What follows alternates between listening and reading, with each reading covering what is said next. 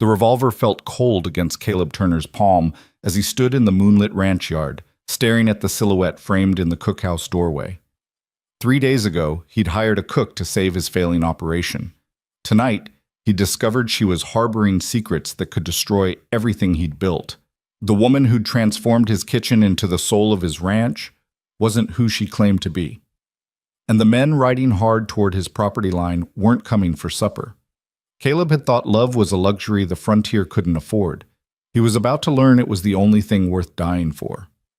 Before we begin Caleb and Lydia's journey through the wild Wyoming territory of 1878, I invite you to stay with us until the very end of this story.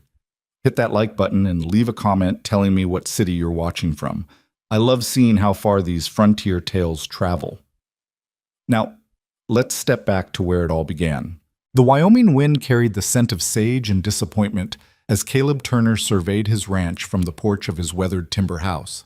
26 years old, owner of 300 acres of stubborn land, and currently watching his life's work crumble because his men couldn't stomach another meal of burnt beans and gristly meat.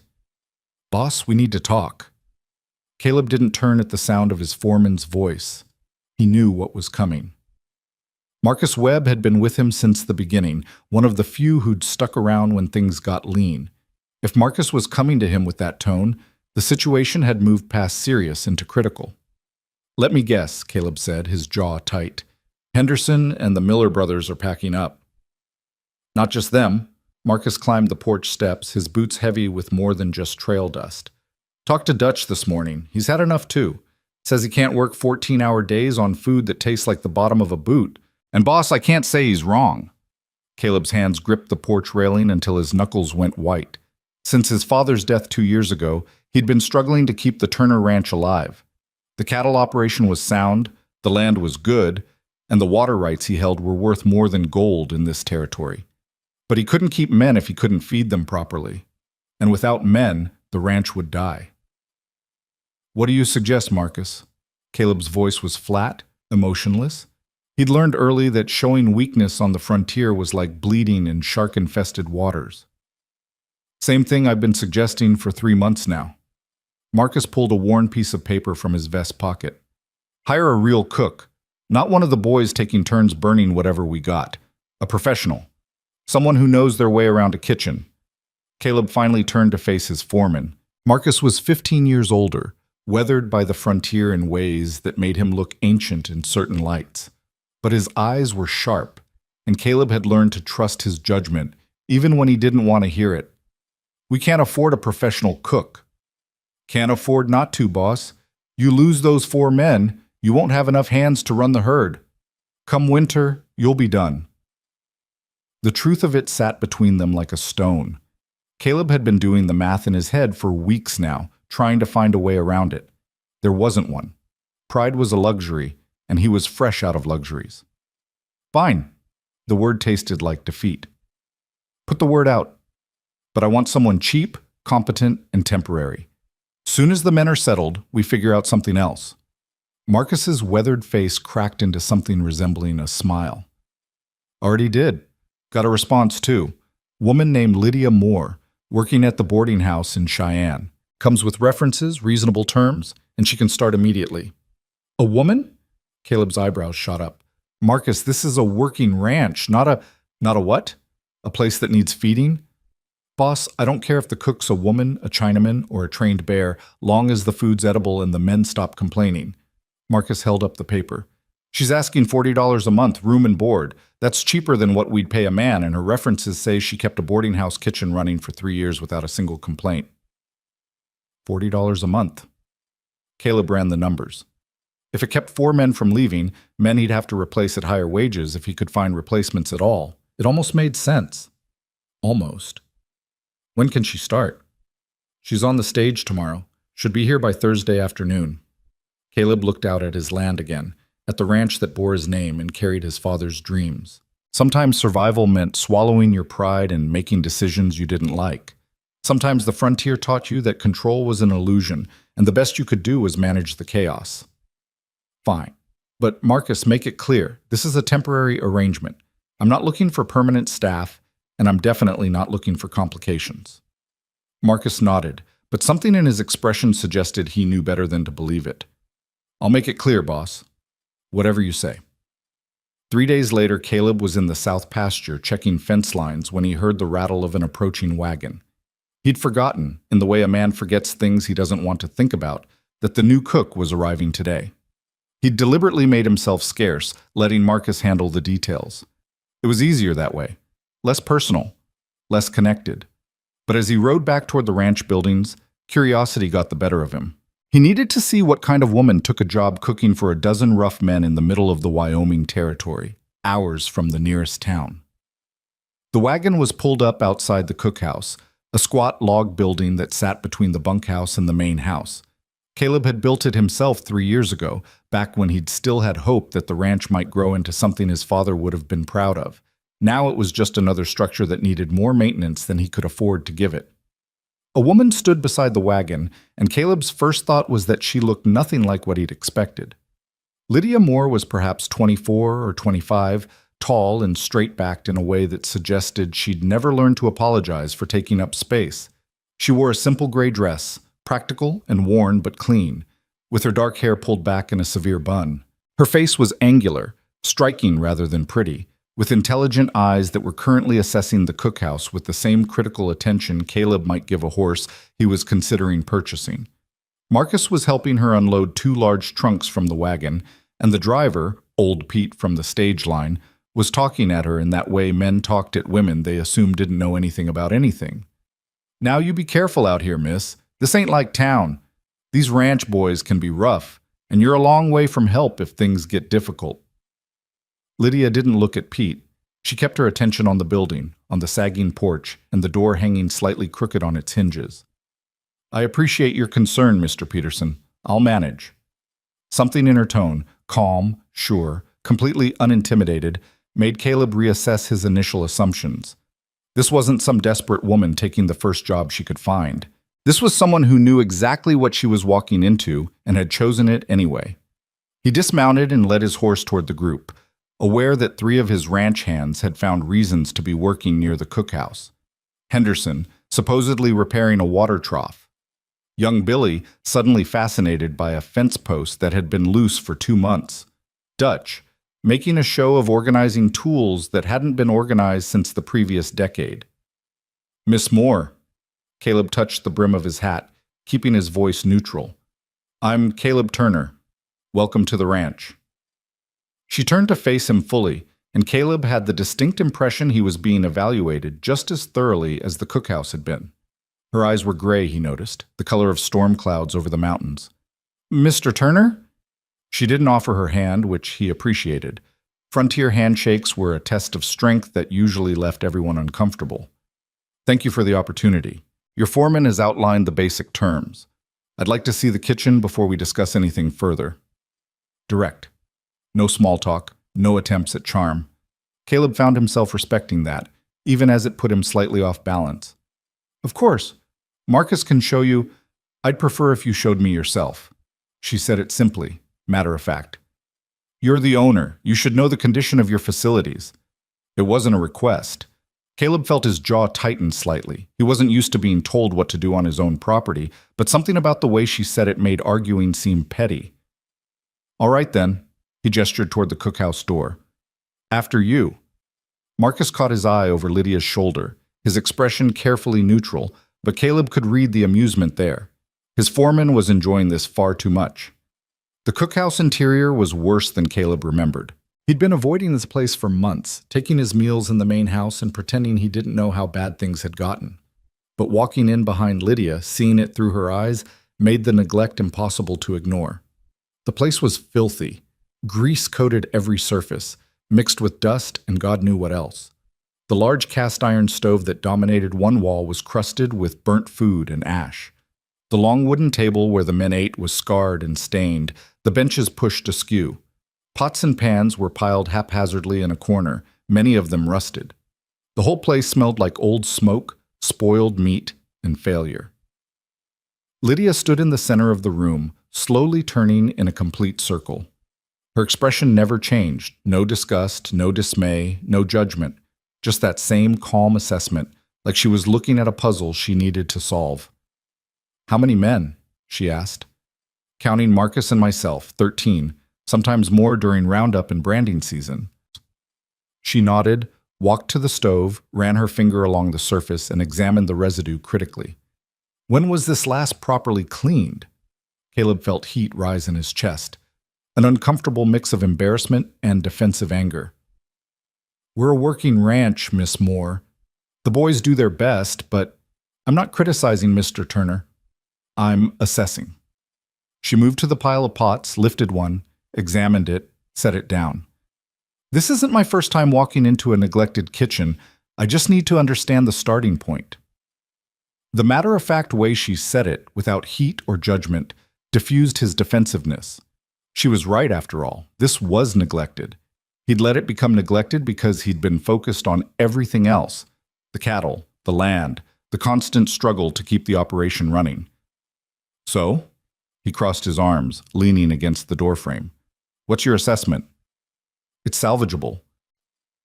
She walked to the storage area, opened several cabinets, examined the sorry state of their provisions.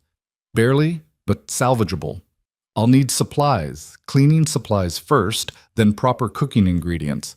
I'll make a list. I'll also need 1 full day before I serve a meal. This place needs to be completely emptied and scrubbed before I can work in it. 1 day? Miss Moore, the men need to eat. Then I suggest you arrange alternate meals for tomorrow. Cold cuts, bread from town, whatever you can manage, because I will not serve food from a kitchen in this condition. She turned to face him fully. I assume you hired me because you want things to improve. Improvement requires proper foundation. This is non-negotiable. Caleb stared at her. In his entire life, no one had walked onto his property and immediately started issuing non-negotiable demands. His first instinct was to tell her that if she didn't like the conditions, the stage ran twice a week and she could be on the next one. But then he thought about Henderson and the Miller brothers packing up, about Dutch ready to leave, about the very real possibility that his ranch would fail, not because he couldn't run cattle or manage land, but because he couldn't keep men fed properly. Fine, he said, the word clipped. 1 day. Marcus will take you into town for supplies tomorrow morning. Make your list. Get what you need. But Miss Moore, understand something. This is a working ranch. I don't have time for drama, complications, or demands I can't meet. You cook, you keep the place clean, and you stay out of ranch business. That's the arrangement. Something flickered in her gray eyes. Amusement, maybe, or recognition. Mr. Turner, I have no interest in drama or complications. I'm here to do a job. Keep your men from interfering with my work, and we won't have any problems. The men won't interfere. Then we have an understanding. She held his gaze for a long moment, and Caleb had the unsettling feeling that she could see right through him, through the defensive anger, through the pride, straight down to the desperation he tried so hard to hide. He broke eye contact first, telling himself it was because he had work to do, not because something about her steady gaze made him uncomfortable. Marcus will show you to your quarters. They're attached to the cookhouse, small but private. If you need anything, talk to him. Thank you, Mr. Turner. He left without another word, aware that Henderson, Billy, and Dutch were all suddenly very busy with their respective tasks, trying to look like they hadn't been listening to every word. He could feel their curiosity, their interest, and it annoyed him more than he wanted to admit. That night, Caleb sat on his porch as the sun set over the mountains, a glass of whiskey in his hand, and a knot of tension in his shoulders that wouldn't ease. He told himself his irritation was because he didn't like being pushed around on his own property, that the woman's directness had caught him off guard, and he didn't appreciate it. But the truth, if he was honest with himself, was something else entirely. The truth was that Lydia Moore, with her gray eyes and her non-negotiable demands and her complete lack of intimidation, had walked into his carefully controlled world and immediately disrupted it. She'd looked at his failures, the filthy kitchen, the neglected equipment, and hadn't flinched, hadn't judged him, had simply assessed what needed to be done and started making plans. And something about that directness, that capability, unsettled him in ways he didn't want to examine. She's efficient, I'll give her that, Marcus said, climbing the porch steps with his own glass of whiskey. Got that list done in an hour. Knows exactly what she needs, exactly what it'll cost. Even prioritized it. Essentials first, improvements after. Caleb grunted, staring at the mountains. Boss, this is a good thing. The men are already talking about how things are going to improve. Henderson's even reconsidering his plans to leave. She's temporary, Marcus. Don't let anyone get attached. His foreman was quiet for a long moment. Why temporary? If she's good at the job, why not keep her? Caleb finished his whiskey in one swallow, let the burn settle in his chest. Because this is a working ranch, because complications are the last thing I need, because I hired a cook, not... He stopped, not sure how to finish that sentence. Not what? Just keep things professional. That's all I'm saying. Marcus studied him with those sharp old eyes, and Caleb had the uncomfortable feeling his foreman saw too much, understood too much. Professional, Marcus repeated slowly. Right.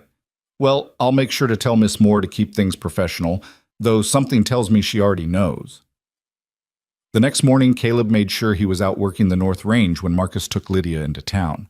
He told himself it was because he had legitimate work to do, fence lines to check, cattle to count. He didn't need to be involved in kitchen supplies shopping. That was Marcus's job now. But when he rode back in late afternoon and saw the wagon loaded with supplies, saw Lydia directing Marcus and two of the boys on where to put things, saw the efficiency with which she organized the unloading, he felt that same unsettling disruption in his carefully controlled world. She'd changed into work clothes, a plain brown dress with the sleeves rolled up, an apron tied around her waist. Her hair was still pulled back severely, but small strands had escaped, softening the angles of her face. She moved with purpose, like someone who'd done this 1,000 times and knew exactly what every motion should accomplish. "The stove in there," she was saying to Billy, who'd been enlisted to help. "Carefully, please. That one's cast iron and it's fragile over there next to the others." Billy nodded, looking slightly dazed. Caleb couldn't tell if it was from the work or from the fact that Lydia Moore had a way of speaking that made you want to do exactly what she said without questioning it. "Marcus, the flour sacks can go in the storage room. They need to be up off the floor. Use those wooden pallets. And someone needs to check those for mice first. I won't have my supplies contaminated." "Yes, ma'am." Caleb dismounted, tied his horse, and watched the operation from a distance. Lydia hadn't noticed him yet, or if she had, she gave no indication. She was completely focused on the task at hand, checking items off her list, organizing supplies with a precision that bordered on military efficiency. "Boss?" Henderson appeared at his elbow, watching the same scene. "She's something, ain't she?" Caleb shot him a warning look. "She's the cook, Henderson. That's all." But Henderson just grinned, the first real smile Caleb had seen on the man's face in months. "Sure, boss. Whatever you say. But I'll tell you this much. I'm not going anywhere now. Not if she's half as good at cooking as she is at organizing. This place already looks different." And it did. It was subtle, but Caleb could feel it. There was an energy around the cookhouse that hadn't been there before, a sense of purpose. The men moved differently, worked more willingly. Even the building itself seemed to stand straighter, as if it knew something was about to change. Lydia finally looked up, caught his eye across the yard, and gave him a brief nod.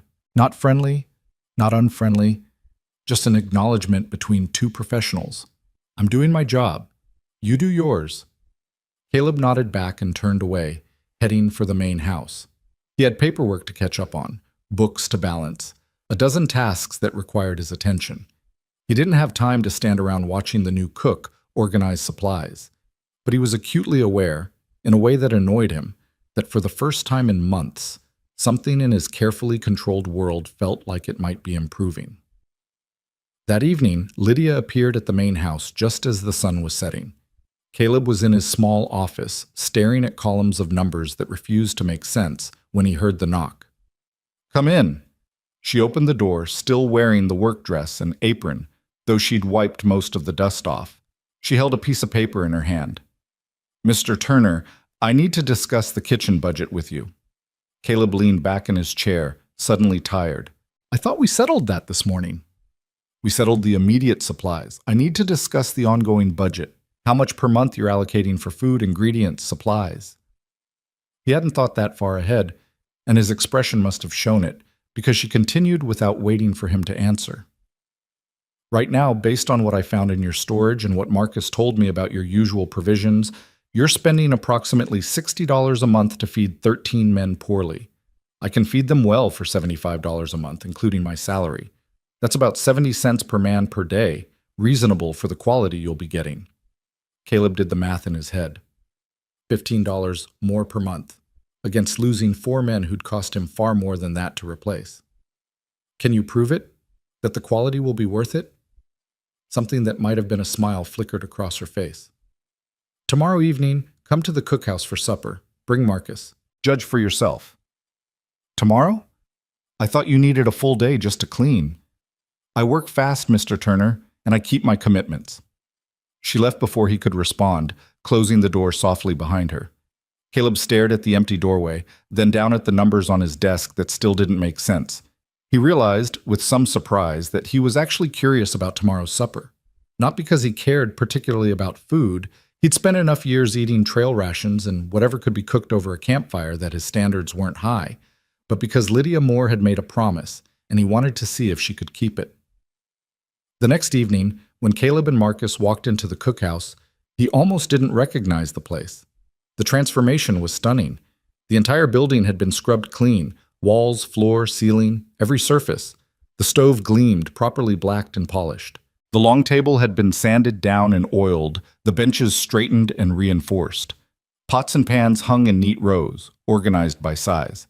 The windows, which Caleb hadn't even realized were so dirty, now let in the evening light in golden streams. But it was the smell that really got him. The rich, complex aroma of actual cooking. Meat, herbs, baking bread. His mouth started watering before he even saw the food. The men were already seated, and Caleb noticed immediately that they'd cleaned up before coming to eat. Washed faces, combed hair, fresh shirts. They sat straighter, spoke quieter. The cookhouse had become, overnight, a place that commanded a certain respect. Lydia emerged from the kitchen area carrying a large pot, Marcus rushing to help her. She'd changed again, wearing a clean dress with a fresh white apron. Her hair was still pulled back, but the severity was softened by the warm light and the faint flush of heat from cooking. "Gentlemen," she said simply, and started serving. Roasted beef, tender, and seasoned with herbs. Caleb couldn't identify, but that made his senses sing. Potatoes, actually flavored with butter and salt. Fresh bread, warm and soft. Vegetables cooked properly, not boiled to mush. And for dessert, dried apple pie with a crust that flaked perfectly under the fork. The men ate in near silence, too busy enjoying the meal to waste time on talking. Caleb watched Henderson close his eyes after the first bite, saw Dutch grin wider than he had in months, noticed young Billy going back for seconds and thirds. Marcus caught his eye across the table, raised his eyebrows in an expression that clearly said, "Told you so." Caleb had to admit it. The food was extraordinary. Not fancy, not complicated, but cooked with a skill and care that transformed simple frontier ingredients into something that felt like civilization. Like home. When the meal was finished and the men filed out, touching their hats to Lydia and thanking her with genuine appreciation, Caleb remained behind. He helped Marcus carry dishes to the kitchen area, aware that Lydia was watching them with mild surprise. "You don't have to do that, Mr. Turner." "My mother raised me with manners, Miss Moore. When someone cooks you the best meal you've had in 2 years, the least you can do is help clean up." Was that another almost smile? It disappeared too quickly for him to be sure. "The budget increase," Caleb said, setting down a stack of plates. "You've got it. $75 a month, as you suggested. I assume the books will prove the investment's worth it." "They will." She started washing dishes with the same efficiency she brought to everything else. "I keep detailed records. You'll see exactly where every dollar goes." "The men seem happy." Fed men usually are. Caleb leaned against the counter, watching her work. "You've done this before. This isn't your first time walking into chaos and creating order." She didn't answer immediately, her hands steady in the wash water. "I've managed kitchens since I was 16, Mr. Turner. Boarding houses, hotels, one ranch in Colorado. Chaos is relative. This wasn't even the worst I've seen." "Why did you leave Colorado?" Her hands paused, just for a moment, then resumed their rhythm. The same reason most people leave places. It was time for something new. It was an evasion, polite but firm, and Caleb recognized it for what it was, a boundary being established. I'll do my job. You don't need to know my history. Fair enough. He didn't particularly want to share his history either. Well, whatever your reasons, you've made an immediate difference. The men are already talking about it. You've bought me time, Miss Moore. I appreciate that. She looked at him then, really looked at him, and Caleb felt that same unsettling sensation of being seen too clearly. Time for what? To make the ranch work, to prove it can succeed. And if it does? If the ranch succeeds, what then? It was a strange question, and Caleb wasn't sure how to answer it. He'd been so focused on survival, on just making it through each season, that he hadn't thought much about what success would actually look like. Then I build something lasting, he said finally. Something worth passing on. She nodded slowly, turned back to the dishes. That's a good answer, Mr. Turner. Better than most men give. He wanted to ask what she meant by that, but Marcus was returning from taking leftover scraps to the pigs, and the moment passed. Caleb excused himself, heading back to the main house with the taste of good food still on his tongue and the scent of herbs and baking bread clinging to his clothes. Over the next 2 weeks, Caleb found himself falling into a new rhythm. The cookhouse became the heartbeat of the ranch, the place where men gathered not just for meals but for conversation, for planning, for the small moments of community that made isolation bearable. Lydia ruled it with quiet efficiency, never raising her voice, but somehow always maintaining perfect control. She woke before dawn to start breakfast, served lunch at noon, and had supper ready when the men came in from their work. Between meals, she kept the place spotless, did inventory, planned menus, and somehow found time to improve small details. A shelf added here, a window repaired there, curtains sewn from flour sacks that made the space feel less institutional.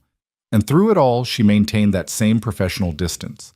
Friendly, but not familiar with the men. Respectful, but not deferential.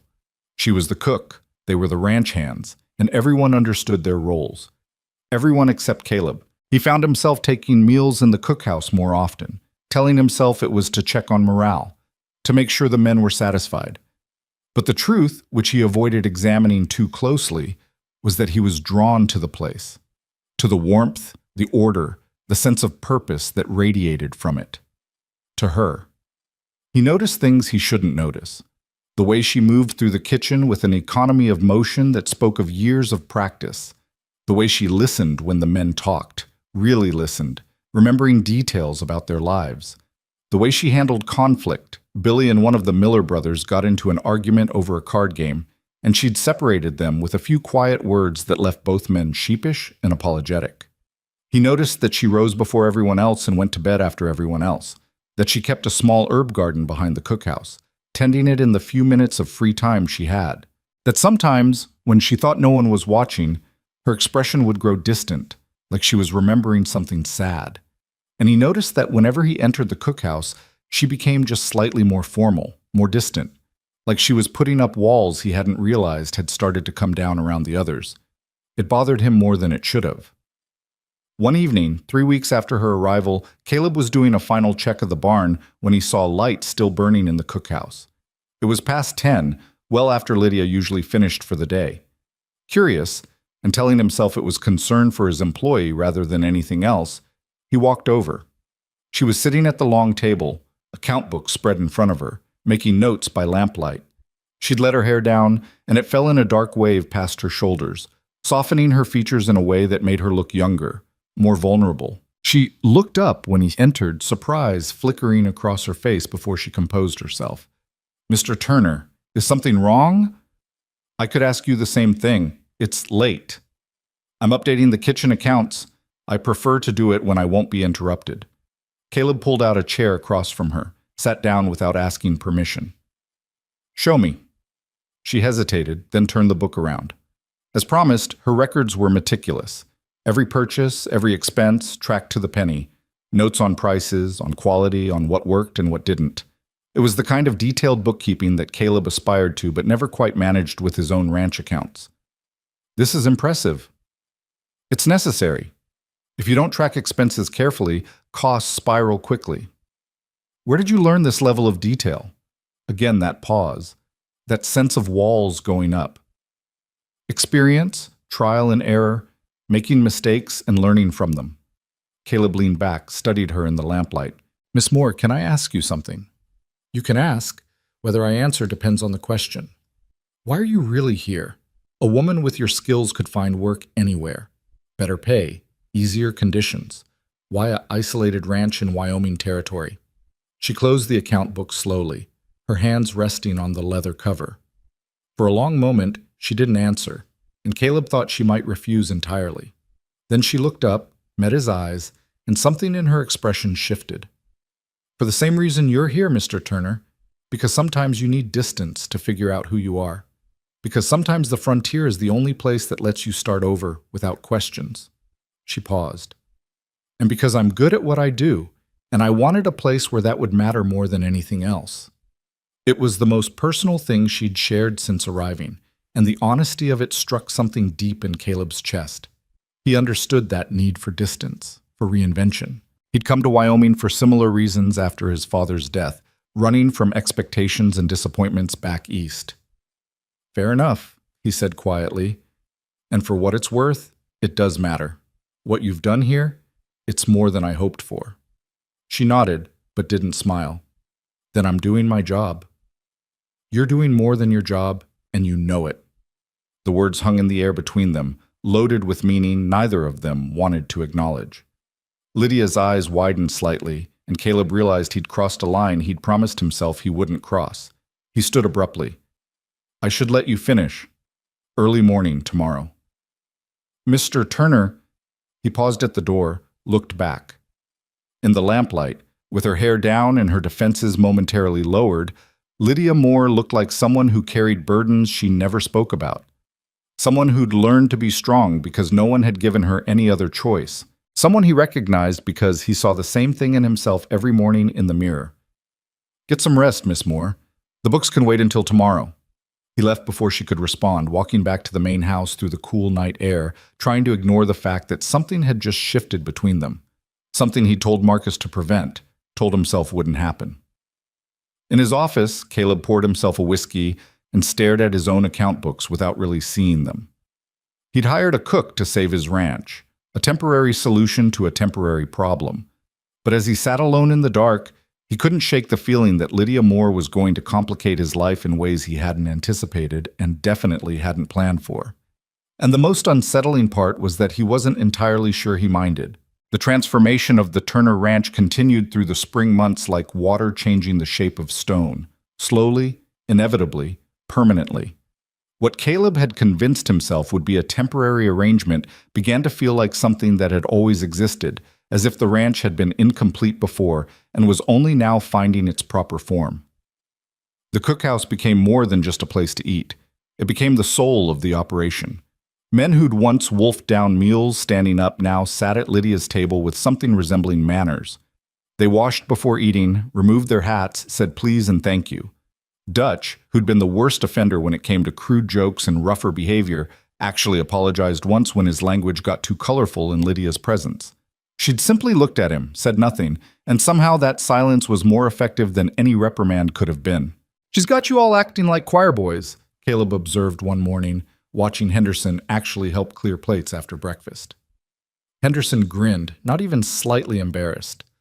"Better than acting like the animals we were before, boss. Besides, a man respects a woman who can cook like that. It's only natural." Natural. Caleb wasn't sure anything about the situation felt natural anymore. The careful distance he'd tried to maintain was eroding without him quite knowing how or when it had started. It happened in small moments.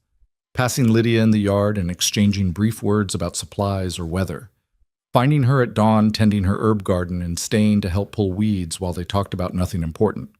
Discovering she had opinions about everything from cattle breeding to territorial politics, and that those opinions were usually better informed than his own. "You read a lot," he said one evening, noticing a stack of newspapers by her small room off the kitchen. "When I can get them.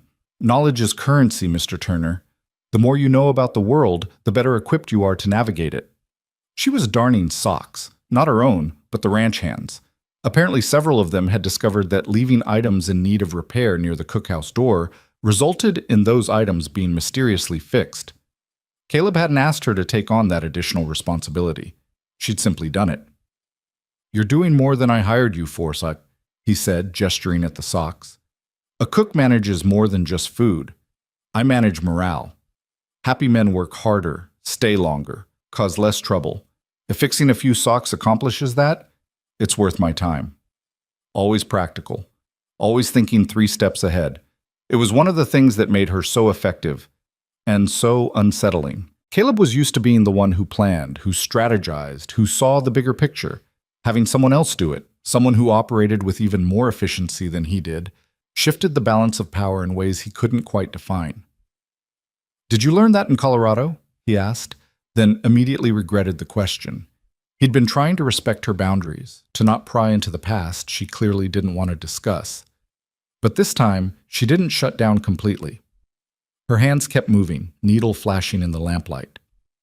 "Colorado and other places. I've worked in enough kitchens to understand how operations function.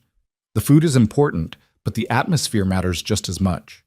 Men need to feel cared for, not coddled, but cared for. There's a difference. And you're good at that, making people feel cared for." She looked up then, something sharp and sad in her gray eyes. "I'm good at my job, Mr. Turner. Let's not romanticize it beyond that." The words created distance, but they also revealed something, a defensiveness that suggested she'd been romanticized before, that men had mistaken professional care for personal interest. Caleb filed that information away, added it to the incomplete picture he was building of who Lydia Moore really was. "Fair enough," he said, and left her to her work. But the conversation stayed with him, nagging at his thoughts as he did his evening rounds.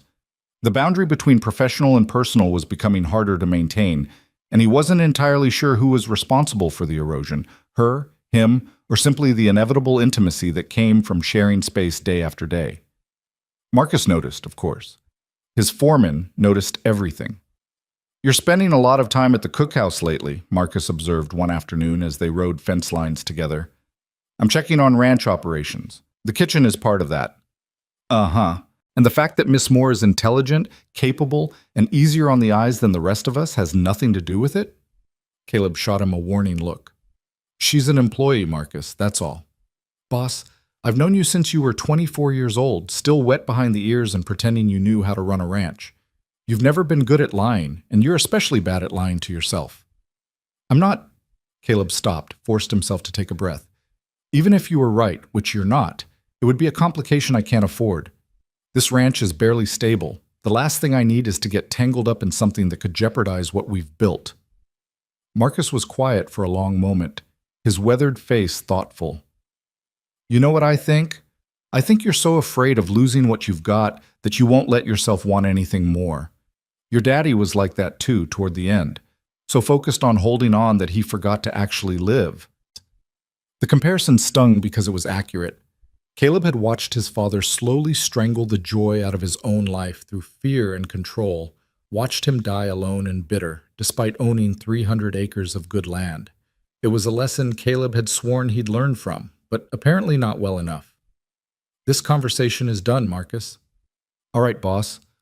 But just so you know, the men like her. Really like her. Henderson told me yesterday that he's planning to stay on permanent. Said he can't imagine working anywhere else now. That's because of her. Because she made this place feel like more than just a job."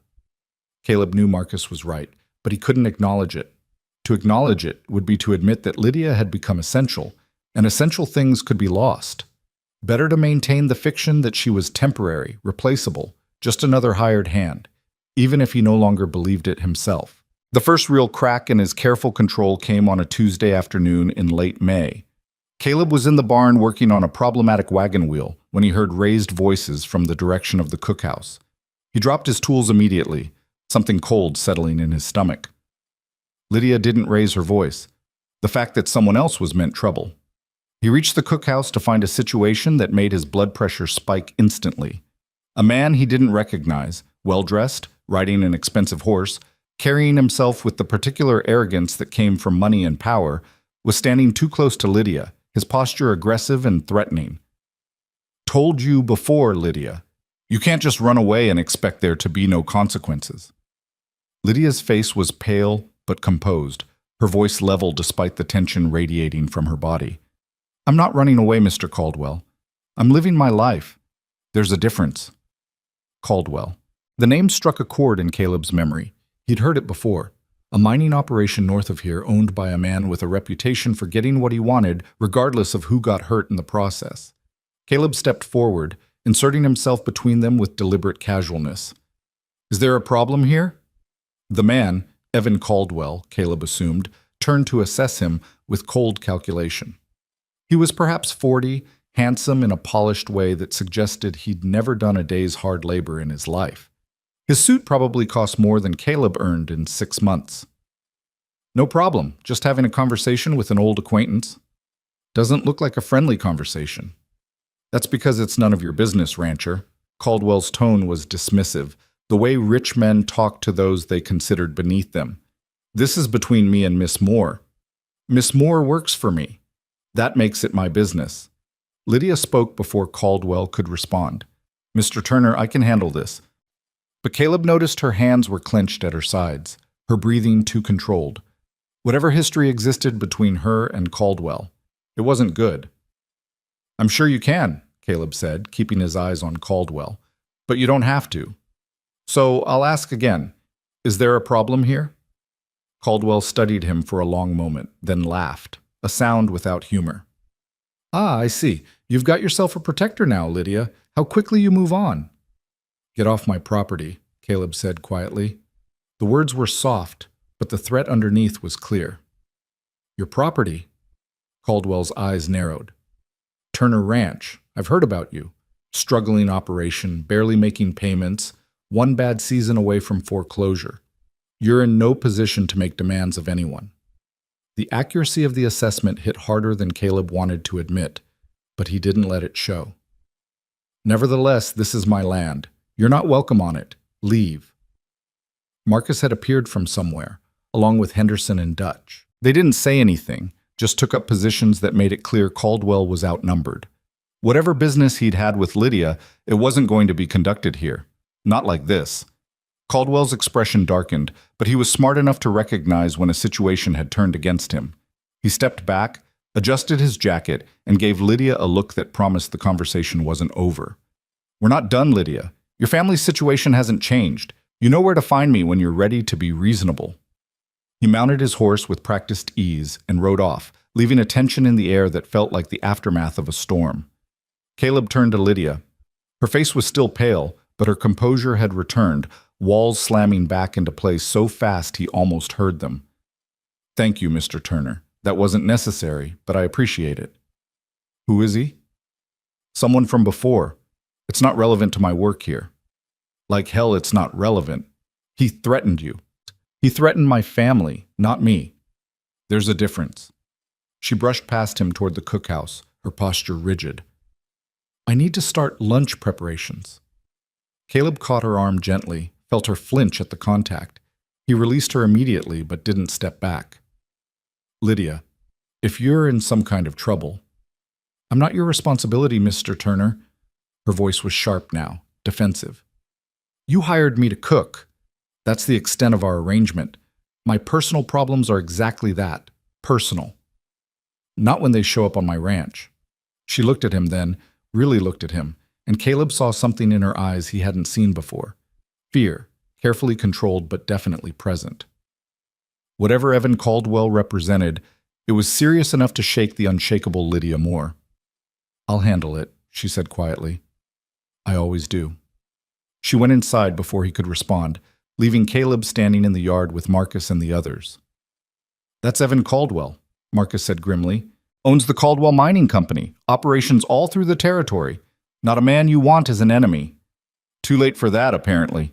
Henderson spat into the dirt. Man's got a reputation. Takes what he wants. Doesn't care who gets hurt. If he's got business with Miss Moore, it ain't the good kind. Caleb felt something cold and angry settling in his chest. He told himself Lydia was just an employee, that her personal life was none of his concern. But watching her face when Caldwell had threatened her family, seeing the fear she'd tried so hard to hide, it made those careful boundaries feel like the lies they'd probably always been. Find out what you can, he told Marcus. Quietly. I want to know what kind of trouble we're dealing with. We, Marcus raised an eyebrow. Boss, if Caldwell's involved, This could get complicated. You sure you want to chit? Just find out what you can. That evening, Caleb skipped dinner in the cookhouse. He told himself it was because he had work to do, but the truth was he needed distance, needed to think. The appearance of Evan Caldwell had changed something, forced him to confront questions he'd been avoiding. What was Lydia running from? What hold did Caldwell have over her family? And why did the thought of her being threatened make Caleb want to do something stupid and violent? He was still wrestling with those questions when Lydia knocked on his door near midnight. "It's open." She entered hesitantly, still wearing her work clothes, her hair starting to escape its severe bun. She looked exhausted and young, and nothing like the confident woman who ruled the cookhouse.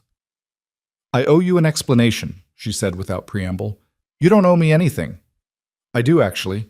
Caldwell showing up here affects your ranch, your men. You have a right to know what you're dealing with." Caleb gestured to the chair across from his desk. "Then tell me." She sat, folded her hands in her lap, and took a breath. "I worked in Colorado for 3 years at a ranch near Caldwell's mining operations. My parents own a small farm about 20 miles from there. Good land, water rights, but small. Nothing significant, except Caldwell wanted it. For expansion? For water access. His mining operations use enormous amounts of water, and my parents' property controls a creek that feeds into his main source. He offered to buy them out. They refused, so he started applying pressure. Caleb had heard stories like this before. Rich men who wanted something and didn't care what they had to do to get it. What kind of pressure?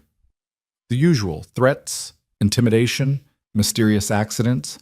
Their barn burned down, fences got cut, water got diverted. Nothing they could prove, but everyone knew who was behind it. "And where do you fit into this?" Her laugh was bitter. "I'm the leverage. Caldwell approached me 6 months ago with an offer. I could convince my parents to sell, or he'd make sure I lost my job and couldn't find another one in the territory. When I refused, he started spreading rumors about my character, my reputation, made it impossible for me to stay in Colorado." The pieces were falling into place, and Caleb didn't like the picture they formed. "So you came to Wyoming?" "I came to Wyoming, thought distance would solve the problem. But Caldwell's operations are expanding north. He found me, and now he's threatening my parents again, saying if I don't come back and help convince them to sell, things will get worse." "Why doesn't your family just go to the law?" "Because Caldwell owns the law in that region. The sheriff, the judges, half the territorial government. My father tried. Got told that unless he had proof, real, documented proof, there was nothing they could do. And proof mysteriously disappears around Caldwell." Caleb leaned back in his chair, processing it all. A powerful man using his influence to steal land, threatening families, destroying lives. It made him furious in a way that surprised him with its intensity. "What does he want from you specifically?" "He wants me to go back to Colorado, talk to my parents, convince them to sell. He thinks because I'm their daughter, I have influence. He's offering money, a percentage of the sale that would set me up for life." "And if you refuse?" Her hands tightened in her lap. "He'll destroy my family, drive them off their land. Maybe worse. Evan Caldwell doesn't make empty threats." The room was quiet except for the ticking of the clock on Caleb's desk. He studied Lydia's face, saw the weight she'd been carrying alone, the impossible choice she'd been trying to navigate without help. "You're not going back to Colorado," he said finally. She looked up sharply. "Mr. Turner?" "Caleb, and I mean it. You're not going back. We'll figure out another way." "There is no other way. I've been trying to find one for 6 months." "Then you haven't been trying with the right people."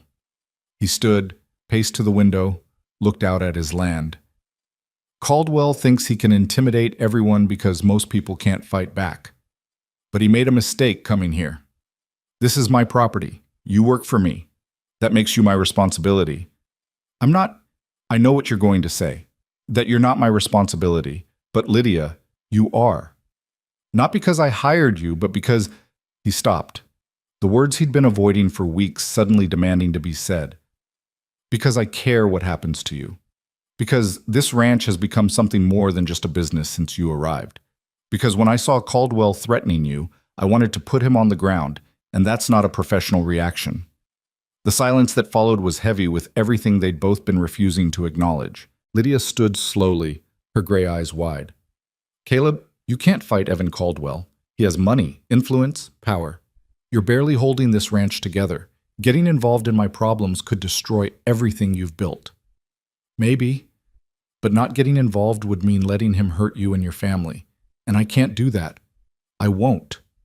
She crossed to where he stood, and for the first time since he'd known her, Lydia looked uncertain, vulnerable. The armor she wore so carefully was cracking. Why? She asked softly. Why would you risk everything for someone you barely know? Because I know you better than you think. Because every morning I wake up looking forward to seeing you in the cookhouse. Because the sound of your laugh, rare as it is, makes my whole day better. Because you've taken my lonely ranch and turned it into a home. But he couldn't say any of that, not yet. Not when the words would complicate an already impossible situation. Because it's the right thing to do, he said instead. And because you'd do the same for me. She held his gaze for a long moment, and Caleb saw the exact instant she made her decision. To trust him, to let someone else carry part of the burden she'd been shouldering alone. Okay, she said. Okay. But Caleb, you need to understand what you're agreeing to. Caldwell doesn't lose. He'll come after you, after the ranch, after everything. Then he'll learn what it means to fight someone with nothing left to lose. Over the next week, Caleb began gathering information with a quiet intensity that would have impressed his father. He sent telegrams to contacts in Denver and Cheyenne, asked questions of travelers passing through, and slowly built a picture of Evan Caldwell's operations. What he found wasn't encouraging. Caldwell was exactly as advertised, ruthless, connected, willing to use any means necessary to expand his mining empire. But Caleb also found something interesting: patterns of behavior, repeated tactics, and a handful of people Caldwell had pushed too far. There's a lawyer in Cheyenne, Marcus reported one evening, having just returned from a 2-day trip to the territorial capital. Name's Robert Chen, Chinese fellow, brilliant mind, and he's been trying to build a case against Caldwell for years. Says if he had the right witnesses, the right documentation, he could bring the whole operation down. What kind of documentation? Proof of intimidation, illegal land seizures, bribery? The problem is everyone's too scared to testify. Caldwell's made examples of people who've tried to oppose him. Caleb thought about Lydia's parents, about their burned barn and cut fences, about other families probably suffering the same treatment, too frightened or powerless to fight back. Set up a meeting with Chen. I want to know exactly what he needs. Boss, are you sure about this? Getting involved in a legal fight with a man like Caldwell? I'm sure. He wasn't, actually. He was terrified. But sometimes being terrified was less important than being right. Lydia watched these preparations with a mixture of hope and fear. She helped where she could, providing details about Caldwell's operations, names of other families who'd been targeted. But Caleb could see the worry in her eyes, the tension in her shoulders. One evening, as she was closing up the cookhouse, he found her standing in the herb garden, staring at nothing. You're thinking too hard, he said, joining her in the twilight.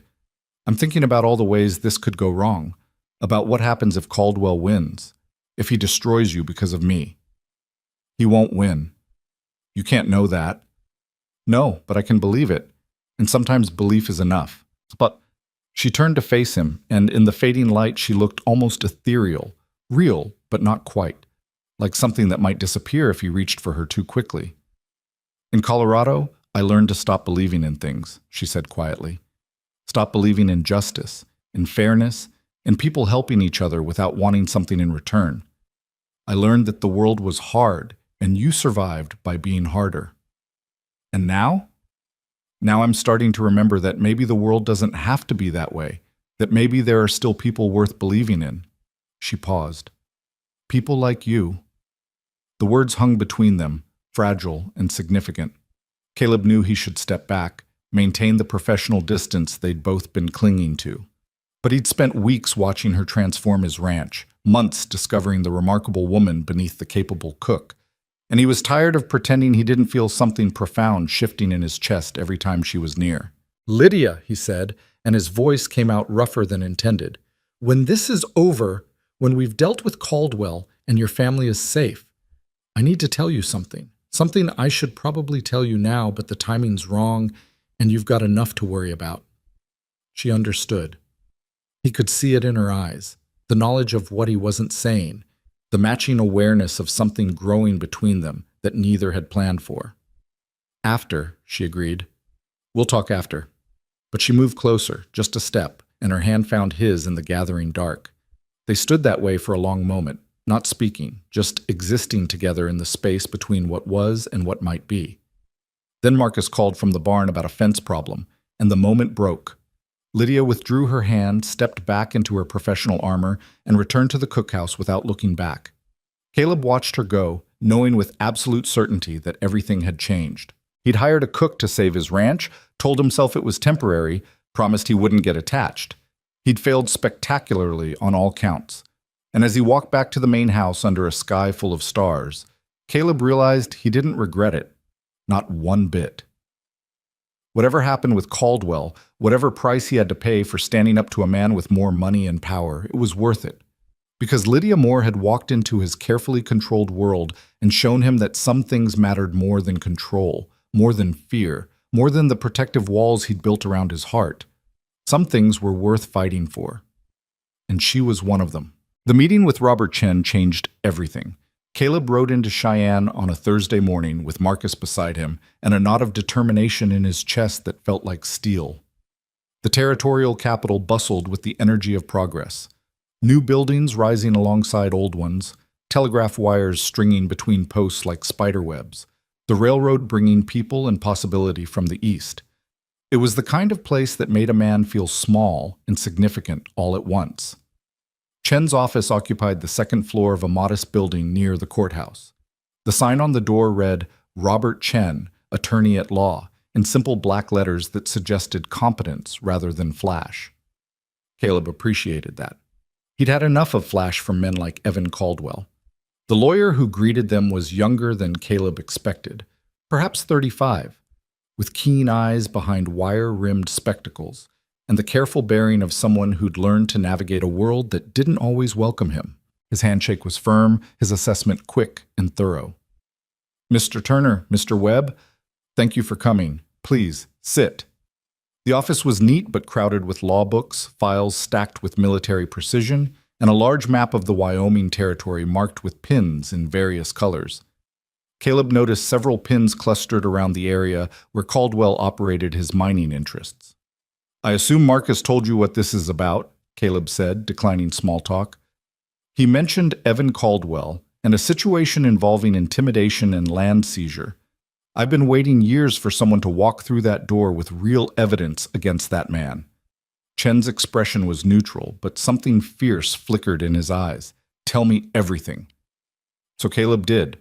He laid out Lydia's story, her family's situation, the systematic pressure Caldwell had applied. He described the threats, the burned barn, the rumors designed to destroy her livelihood. As he spoke, Chen took notes with precise strokes, occasionally asking clarifying questions that revealed a mind trained to see patterns others might miss. "And you're willing to stand witness to these events?" Chen asked when Caleb finished.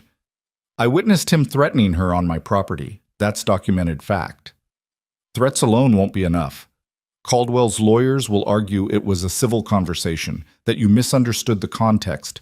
We need more.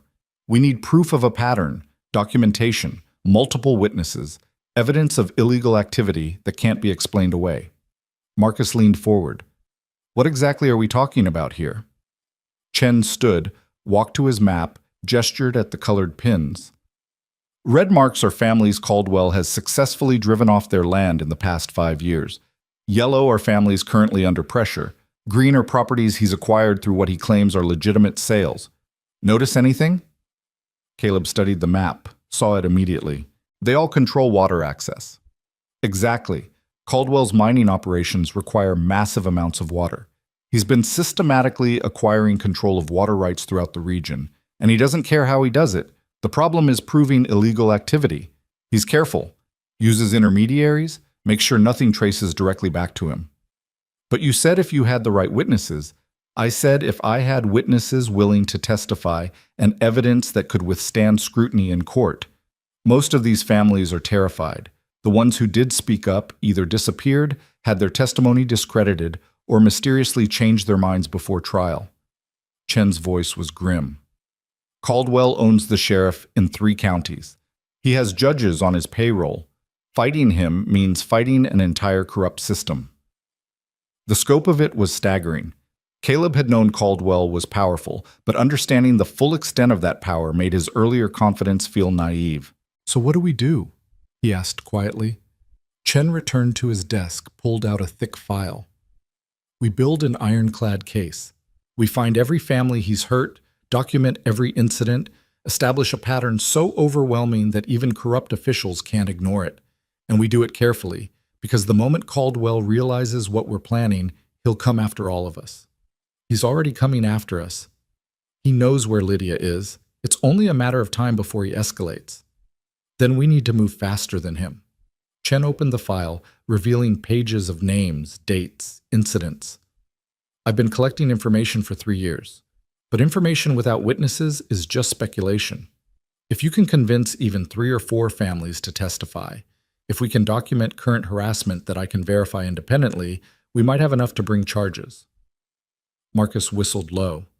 "That's asking people to put themselves in Caldwell's crosshairs." "I know. But sometimes courage is the only currency worth anything." Chen looked directly at Caleb.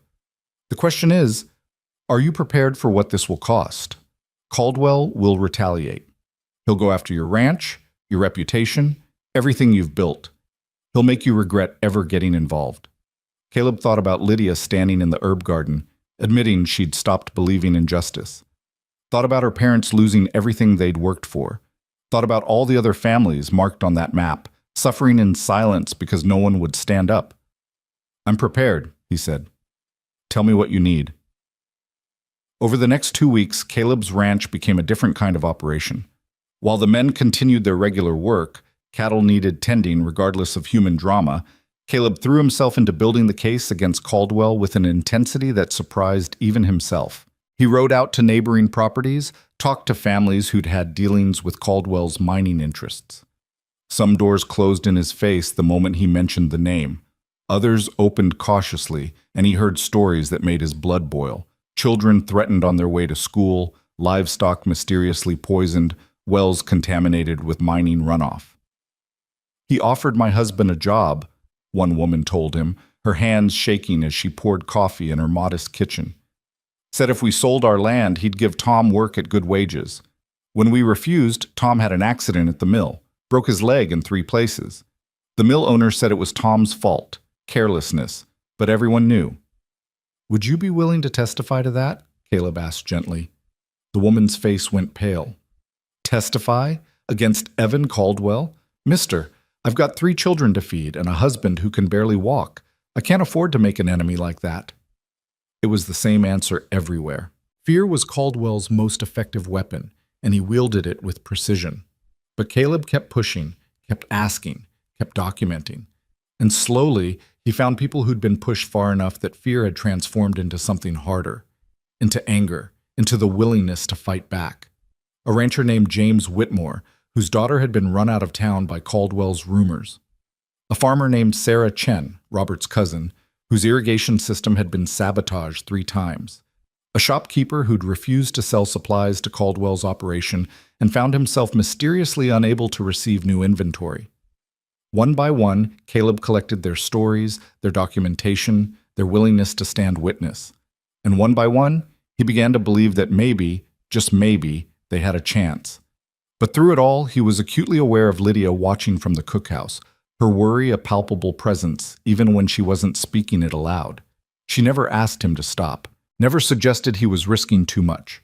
But he saw it in her eyes every time he returned from another meeting, another conversation with Chen. Another step deeper into a fight that could destroy everything he'd built. "You're exhausted," she said one evening, finding him in his office long after midnight, paperwork spread across his desk like a battle map. "I'm fine." "You're not fine. You've been working yourself into the ground for 2 weeks." She set down a plate of food, the dinner he'd missed again. "Eat something. You're no good to anyone if you collapse."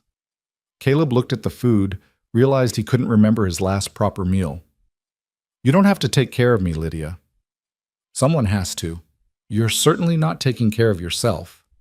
She moved around his office with that same efficiency she brought to everything, straightening papers, adjusting the lamp to cast better light, creating order from chaos. Caleb watched her, felt something in his chest tighten painfully.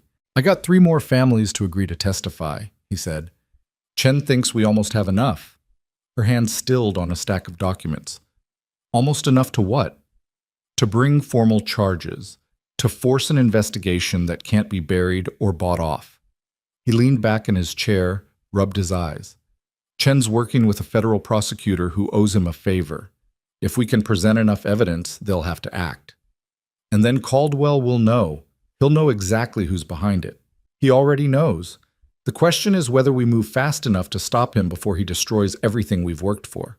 Lydia sat down in the chair across from him, her gray eyes reflecting the lamplight. Caleb, I need to say something, and I need you to actually hear me. Something in her tone made him straighten, give her his full attention. You've risked so much for my family, for people you don't even know. And I'm grateful, more grateful than I can express. But I need you to understand that if this goes wrong, if Caldwell wins, I'll never forgive myself for bringing this trouble to your door. Lydia, let me finish. Her voice was steady, but her hands were clenched in her lap. I came here to escape my problems, not to dump them on someone else.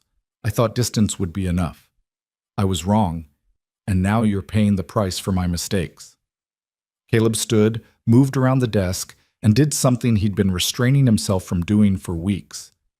He took her hands in his, pulled her to her feet so they stood face to face in the lamplight. Listen to me carefully. This isn't about your mistakes. This is about a man who thinks he can take whatever he wants without consequences. You didn't bring trouble to my door. He did. And stopping him isn't just about protecting you or your family. It's about standing up to the kind of corruption that destroys communities. But your ranch, the ranch will survive or it won't. But I'll be able to look at myself in the mirror, knowing I did the right thing. Can you understand that? That some things matter more than survival? She looked up at him, and in her eyes he saw the exact moment her control cracked, saw the fear she'd been holding back, the vulnerability she never showed, the desperate hope that maybe, just maybe, things could actually work out. I understand, she whispered. But Caleb, if something happens to you because of me, then it happens. But we're not there yet. We're still fighting, and we're going to win. He didn't plan to kiss her. It wasn't strategic, wasn't carefully considered. But she was standing so close, looking at him with such raw emotion, and the weeks of restraint suddenly seemed pointless in the face of everything they were fighting for. So he kissed her, and she kissed him back. It was brief, almost chaste, but it carried the weight of everything they'd been refusing to acknowledge. The growing connection, the unspoken feelings, the recognition that somewhere along the way, this had stopped being about employment and started being about something infinitely more complicated. When they broke apart, Lydia's eyes were wide with shock and something else, something that looked like relief, as if she'd been waiting for permission to feel what she'd been feeling all along. Caleb, I know, wrong timing, complicated situation, every reason this is a bad idea. He smiled, tired but genuine. But I'm done pretending I only see you as an employee. I'm done pretending that watching you build a life here hasn't made me want things I'd convinced myself I couldn't have. She touched his face, gentle and careful, like she was handling something precious. After, she said, echoing their earlier promise. When this is over, when Caldwell is dealt with and my family is safe, then we figure out what this is. Is that a promise? It's a promise. They stood that way for a long moment, holding on to each other in the quiet of his office, drawing strength from the contact. Then Lydia pulled away, composure returning like armor sliding back into place. Eat your dinner, she said, gesturing at the plate. And get some sleep. Tomorrow's a big day. Why tomorrow? Because Chen sent a telegram while you were out. He's ready. He wants to meet with all the witnesses and file the formal complaint by the end of the week. The words hung in the air between them, heavy with implication. This was it. The point of no return. Once they filed those charges, Caldwell would know everything, and he would retaliate with everything he had.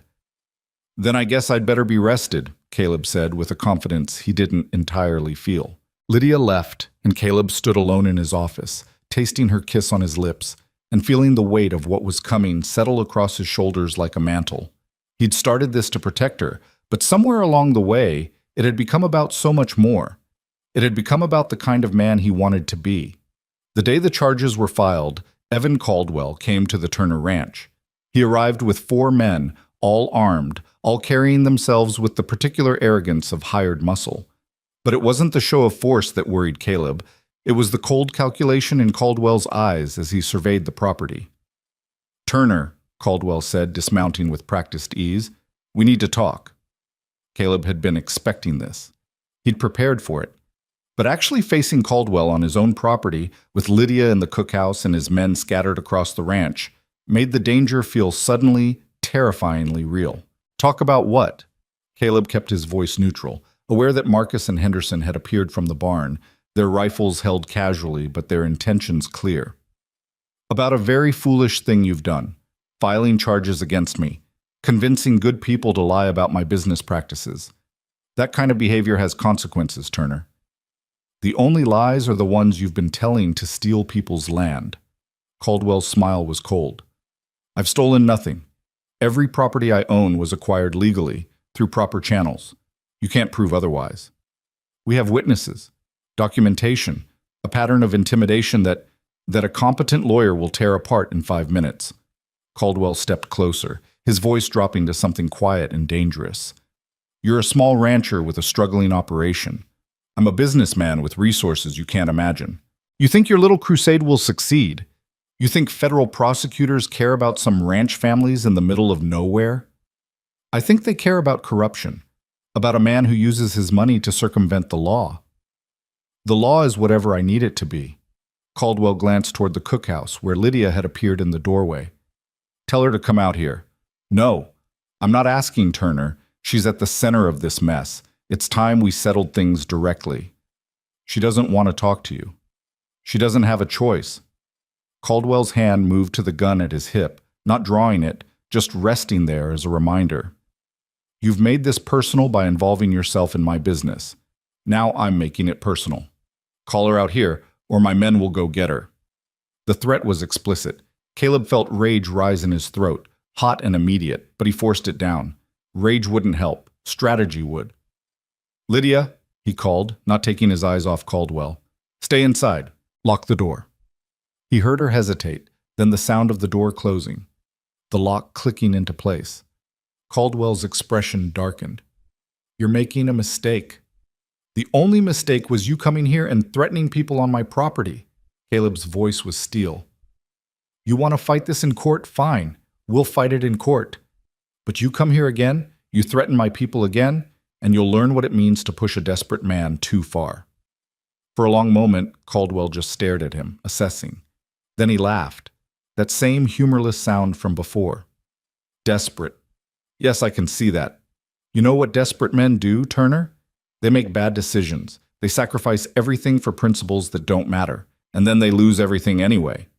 He remounted his horse, looked down at Caleb with something that might have been pity if it hadn't been laced with contempt. "I've destroyed bigger men than you for less offense. Your ranch will fail. Your reputation will be ruined. And when you're broken and homeless, remember that I gave you a chance to walk away." "I'll remember that when you're in prison." Caldwell's smile vanished. "We'll see." He rode off with his men, leaving a tension in the air that felt like the calm before a tornado. Marcus came to stand beside Caleb, his weathered face grim. "Boss, that was stupid, reckless. Yeah, I know. I was going to say brave, but also stupid and reckless." Lydia emerged from the cookhouse, her face pale, but her jaw set. "He's going to come after you now. Come after the ranch." "Let him try." But even as Caleb said it, he knew the fight had just escalated to a level he might not be prepared for. Caldwell wasn't just powerful, he was ruthless, and men like that didn't lose gracefully. That night, the first disaster struck. Caleb woke to the smell of smoke and the sound of Marcus shouting. He stumbled from his bed, pulled on pants, and ran outside to find the barn engulfed in flames. The men were already fighting it, forming a bucket line from the well, but the fire had taken hold too quickly, burned too hot. All they could do was keep it from spreading to other buildings and try to get the horses out. Caleb plunged into the smoke, found his best mare screaming in terror, got her out with singed eyebrows and lungs that felt like they were burning. Henderson saved 3 more. But 2 horses didn't make it, and by dawn the barn was nothing but smoking ruins. They stood in the gray morning light, covered in soot and ash, staring at the destruction. A year's worth of hay, tools, equipment, gone. "Accident?" Marcus asked, though his tone suggested he already knew the answer. "No accident," Caleb pointed at the remains of the door.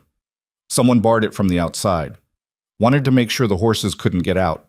This was deliberate." The men's faces went hard with anger. These were frontier men, used to hardship and danger, but there was a code. You didn't target a man's livestock. You didn't destroy his livelihood while he slept.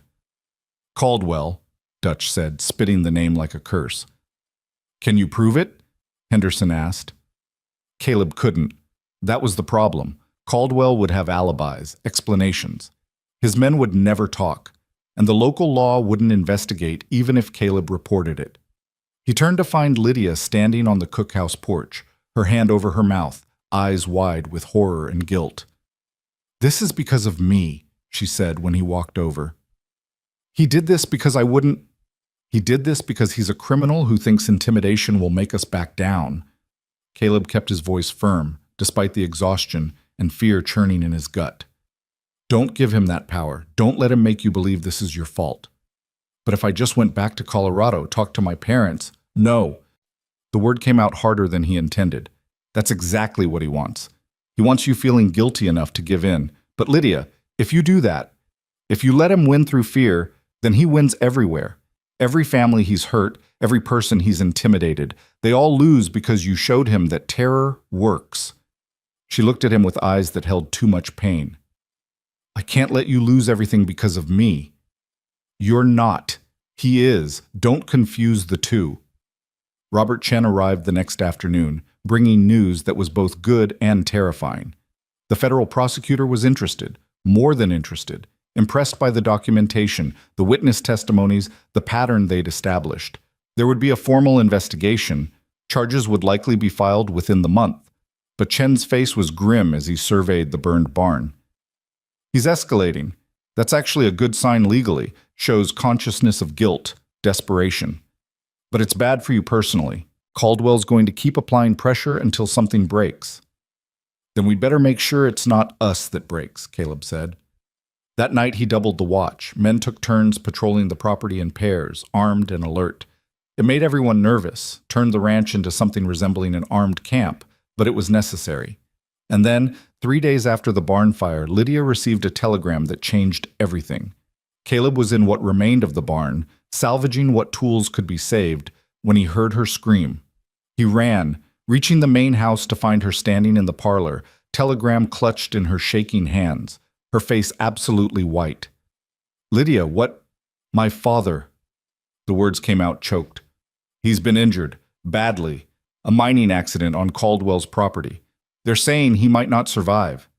The telegram fell from her fingers. Caleb caught it, read the brief, terrible message. "Critical condition. Come immediately." It's not an accident," Lydia said, and her voice had gone cold with a fury Caleb had never heard from her before. "He did this. Caldwell did this because I wouldn't give in, because we filed charges. He hurt my father to make me come back." "You don't know that for certain." "I know." She looked at him, and the anguish in her eyes was devastating. "I know because this is exactly what he threatened, exactly what he said would happen, and I ignored it because I wanted to believe that standing up to him would work. But it didn't work. It just got my father hurt."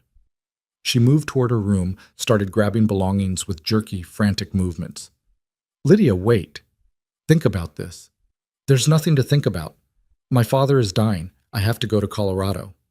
"If you go, Caldwell wins. That's what he wants, to isolate you, control the situation, force your family to sell." "I don't care what he wants anymore." The words came out as a scream, all her carefully maintained control shattering. "I don't care about the fight or the charges or any of it. My father is hurt because of me. Because I tried to be brave and it got him hurt. I have to go." Caleb caught her hands, forced her to stop moving, to look at him. Then I'm going with you. No, you need to stay here, protect the ranch. Marcus can handle the ranch.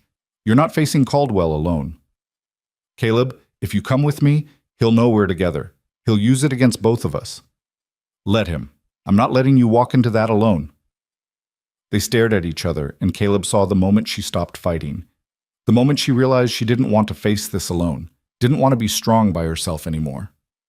Okay, she whispered. Okay. They left at dawn the next morning, taking the fastest horses and enough supplies for the 3-day ride to Colorado. Marcus stood in the yard, his weathered face worried but resolute. I'll hold things here, boss. You take care of her, take care of this, and come back. We will. But as Caleb rode out with Lydia beside him, heading toward a confrontation with a man who'd already proven his willingness to destroy anyone in his way, he couldn't shake the feeling that nothing would ever be the same again. The fight was coming, and this time there would be no turning back. The Colorado landscape emerged from the morning mist like a promise and a threat all at once. 3 days of hard riding had brought them to the edge of Caldwell's territory, where mining operations scarred the earth and the air tasted of metal and smoke. Lydia had grown quieter with each mile, her fear for her father warring with a cold determination that Caleb recognized because he felt it himself. They'd barely spoken during the journey, saving their energy for what lay ahead. But as they crested the final ridge and saw the small farmhouse nestled in the valley below, her childhood home, Lydia finally broke the silence. That's it. That's where I grew up. The property was modest but well-maintained despite the visible signs of harassment. Fences mended with mismatched wood, a newer barn replacing the one that had burned, fields that should have been lush showing patches of drought where water had been diverted. Even from a distance, Caleb could see the struggle etched into every acre. It's a good piece of land, he said quietly. It was. Before Caldwell decided he wanted the water rights. Her voice was tight. My father built that house with his own hands. My mother planted every tree you see. They were going to pass it to me someday, let me build my own life here. But then Caldwell came, and everything changed. They rode down slowly, and Caleb noticed immediately that they were being watched. A curtain moved in the farmhouse window. 2 men appeared from the barn, one carrying a rifle with the casual readiness of someone who'd learned to expect trouble. That's my brother, Thomas, Lydia said, raising her hand in greeting. And our neighbor, Mr. Patterson. They're probably wondering who you are. What do you want me to tell them? She looked at him, gray eyes reflecting the morning sun. The truth. That you're the man who wouldn't let me face this alone. Thomas Moore was in his early 30s, built like someone who'd spent his life working the land, with his sister's same sharp features and direct gaze. He embraced Lydia the moment she dismounted, holding her tight with the desperation of someone who'd been carrying too much weight alone. Thank heavens you came. I sent the telegram 3 days ago, wasn't sure if it would reach you in time. How is he? Lydia's voice cracked on the question. Alive, barely. The doctor's with him now. Thomas's eyes shifted to Caleb, assessing. And you are? Caleb Turner. I own a ranch in Wyoming where your sister works. Works for or with? The question was pointed, protective. Both, Caleb said simply. She's family now. Your fight is our fight. Thomas studied him for a long moment, then nodded slowly. Then you'd better come inside. There's a lot you need to know and not much time to explain it. The farmhouse interior was clean but worn, showing the same signs of struggle as the land outside. Lydia's mother, Grace Moore, met them in the hallway. A woman in her 50s with kind eyes made hard by circumstance and fear. She pulled Lydia into an embrace that lasted several heartbeats too long. He's been asking for you, Grace said when she finally released her daughter. But Lydia, you need to prepare yourself. He doesn't look like himself. They climbed the stairs to a small bedroom where the doctor, an older man with tired eyes, was checking bandages on a figure that barely resembled a living person. William Moore lay unconscious, his face bruised beyond recognition, his chest wrapped in so many bandages that Caleb couldn't tell where the injuries ended. One leg was splinted, elevated on pillows. The smell of carbolic acid and blood filled the room. Lydia made a sound like someone had punched her in the stomach. She moved to her father's bedside, took his hand with infinite gentleness. Papa, she whispered. I'm here. I'm here now. The doctor looked up, his expression professionally neutral, but his eyes betraying his doubt. Miss Moore, I'm Dr. Harrison. Your father's injuries are extensive. Broken ribs, punctured lung, shattered femur, significant head trauma. He's stable for now, but the next 48 hours are critical. Will he survive? Caleb asked the question Lydia couldn't voice. I don't know. I've done everything I can, but some of this is beyond medicine. He's strong, but he's also 56 years old and has endured significant trauma. It could go either way. Lydia's hand tightened on her father's. What happened? The telegram just said mining accident. Thomas spoke from the doorway, his voice hard with barely controlled rage. He was at Caldwell's main operation, the Silver Creek mine. Papa had gone there to confront Caldwell directly, to tell him that no matter what pressure he applied, we weren't selling. According to witnesses, he was walking near one of the mine shafts when scaffolding collapsed, buried him under timber and rock for 20 minutes before they dug him out. Scaffolding that was inspected and certified safe 2 days prior, Grace added bitterly. Scaffolding that had no reason to collapse unless someone wanted it to. Caleb felt cold fury settle in his chest. Did anyone investigate? The sheriff came, took a report, called it an unfortunate accident, said Papa shouldn't have been on mining property in the first place, that he was trespassing. He wasn't trespassing, Thomas said. The main office is open to the public. Papa had every right to be there. But try telling that to Sheriff Morrison, who's been in Caldwell's pocket for years. The pieces fell into place with terrible clarity. Caldwell had engineered this, timed it perfectly to Lydia's absence, made it look accidental while sending an unmistakable message.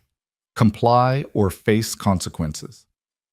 Where is Caldwell now? Caleb asked. At his estate, probably. About 10 miles north of here. Why? Because I'm going to have a conversation with him. Caleb, no. Lydia looked up, her face streaked with tears but her voice steady. That's exactly what he wants. To get you angry enough to do something reckless, something he can use against you. She's right, Thomas said. Caldwell's been wanting an excuse to escalate things. You go there making threats, he'll have you arrested or worse. We can't fight him that way. Then how do we fight him? The question came out rawer than Caleb intended. He's already destroyed your barn, diverted your water, hurt your father. What's next? What will it take before someone stops him? The room fell silent, everyone knowing the answer but no one wanting to say it. Men like Caldwell rarely faced justice through conventional means because they controlled those means. The law, the courts, the very mechanisms designed to protect people had been corrupted. Grace spoke quietly, her hand resting on her husband's shoulder. We've been considering selling. Not because we want to, but because we can't keep living like this. The fear, the constant attacks, watching William nearly die, it's too much. Mama, no. Lydia stood abruptly. That's exactly what Caldwell wants. If we sell now, he wins. Every family he's terrorized, every person he's hurt, it all becomes worthless if we give in. But if we don't sell, he'll kill your father. Maybe he'll kill all of us. Grace's voice broke. I'm tired, Lydia. We're all tired. Maybe survival is more important than pride. It's not about pride. It's about not letting evil win through fear. Thomas moved into the room, positioned himself between his mother and sister. We're not making any decisions while Papa's unconscious. When he wakes up, if he wakes up, we'll discuss it as a family. Until then, we focus on keeping him alive. It was the voice of reason, but Caleb could see the defeat in Thomas's eyes. Could see that he'd already mentally surrendered, was just waiting for the formal capitulation. And he couldn't blame him. How long could any family stand against systematic destruction? The answer came from an unexpected source. William Moore's eyes fluttered open. It happened so suddenly that everyone froze. One moment he was unconscious, barely breathing. The next, his blue eyes were open, unfocused, but aware, searching the faces around him until they landed on Lydia. Lydia. The word was barely audible, forced through damaged lungs and broken ribs. You came. She was at his side instantly, careful not to jostle him. Of course I came, Papa. I'll always come. No. He tried to shake his head, winced at the pain. Dangerous. Caldwell, he wants... I know what he wants. Don't try to talk. You need to rest. but William's hand found hers with surprising strength. Listen, important. Each word cost him, but he forced them out anyway. Documents, bank box, Cheyenne, evidence. Papa, what are you talking about? Papers. Proving fraud, bribery, falsified claims. William's breathing was labored, but his eyes had cleared, focusing with an intensity that suggested he'd been waiting for this moment. Stole them from Caldwell's office. Before accident. The room went absolutely still. Thomas stepped forward. Papa, are you saying you have evidence of Caldwell's illegal activities? Not me. Bank box. Cheyenne National. My name. Box 217. William's eyes found Caleb. You? Who? Caleb Turner, sir. I care about your daughter very much. Something that might have been a smile crossed William's damaged face. Good. Need. Good man. Papers. Take them. To prosecutor. Federal. Not local. Promise. I promise, Caleb said without hesitation. But right now you need to focus on healing. We'll handle the rest. No time. He knows. About papers. Why? Accident happened. Trying to kill me. Before I could tell anyone. William's hand tightened on Lydia's. Daughter. My brave daughter. Don't give up. Don't let him win. Papa, please, you need to save your strength. Already dead man. Maybe. But those papers, they can stop him. Stop. All of it. His eyes drifted closed, the effort of speaking clearly exhausting him beyond measure. Promise, both, of you. We promise, Lydia said, her voice breaking. We promise, Papa. Just stay with us. Please stay with us. But William had slipped back into unconsciousness, his breathing shallow but steady. Dr. Harrison moved in immediately, checking vitals, adjusting bandages. That was remarkable, the doctor said quietly. He shouldn't have been able to regain consciousness at all with that level of head trauma. Must have been something important driving him. It was, Caleb said, his mind already racing. Dr. Harrison, can he be moved? Absolutely not. Moving him now would likely kill him. Then we need to protect him here. Thomas, do you have men you trust? People who can watch the house, make sure Caldwell doesn't send anyone to finish what they started. Thomas nodded slowly. Patterson and his sons, the Weber family down the valley. They've all been hurt by Caldwell. They'll help. Good. Set up a watch rotation. No one comes near this house who isn't family or the doctor. If Caldwell or any of his men show up, you send word to the marshal in Denver. Not the local sheriff, Denver. And what are you going to do? Grace asked. Caleb looked at Lydia, saw his own determination reflected in her eyes. We're going to Cheyenne. We're getting those documents, and then we're going to end this. The ride to Cheyenne took another day and a half, pushing the horses as hard as they dared. Lydia rode with a focus that bordered on obsessive, barely sleeping, rarely speaking. Caleb recognized the behavior. She was running on fear and fury, the same cocktail of emotions that had driven him for weeks. They reached the territorial capital as the sun set on their second day of travel, exhausted and filthy, but driven by the knowledge that time was running out.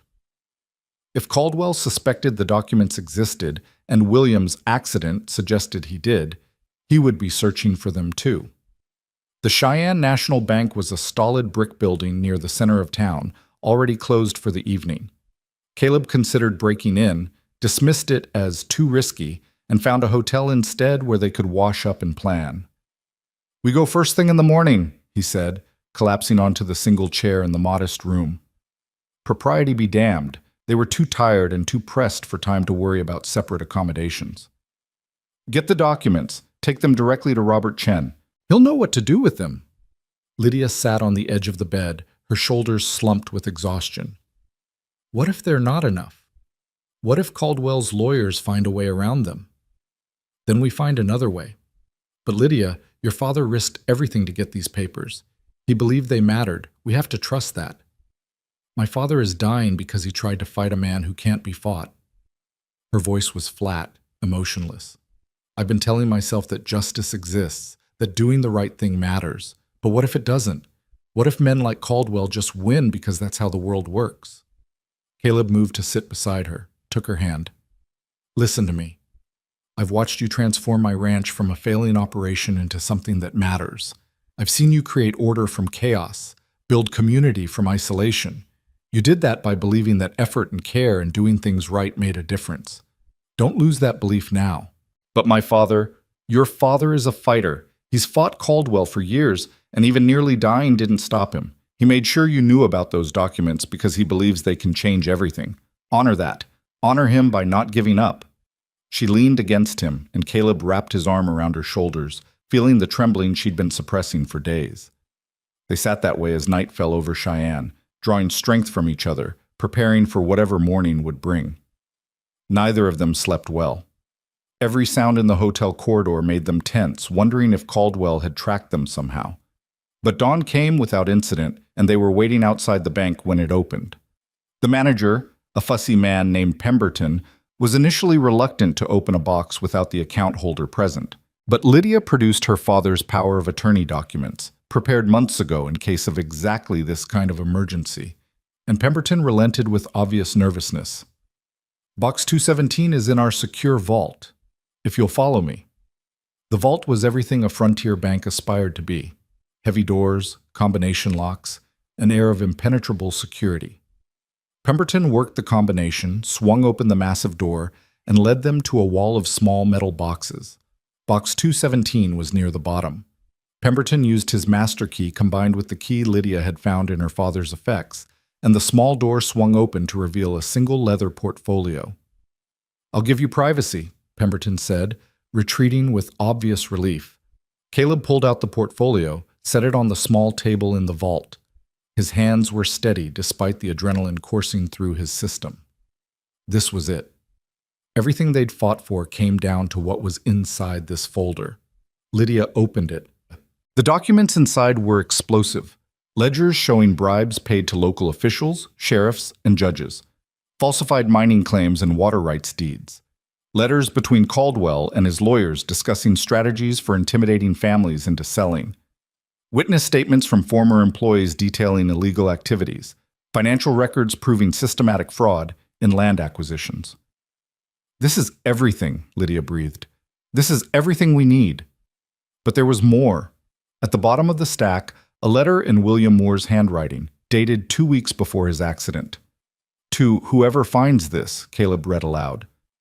"If you're reading these words, then Evan Caldwell has likely succeeded in silencing me.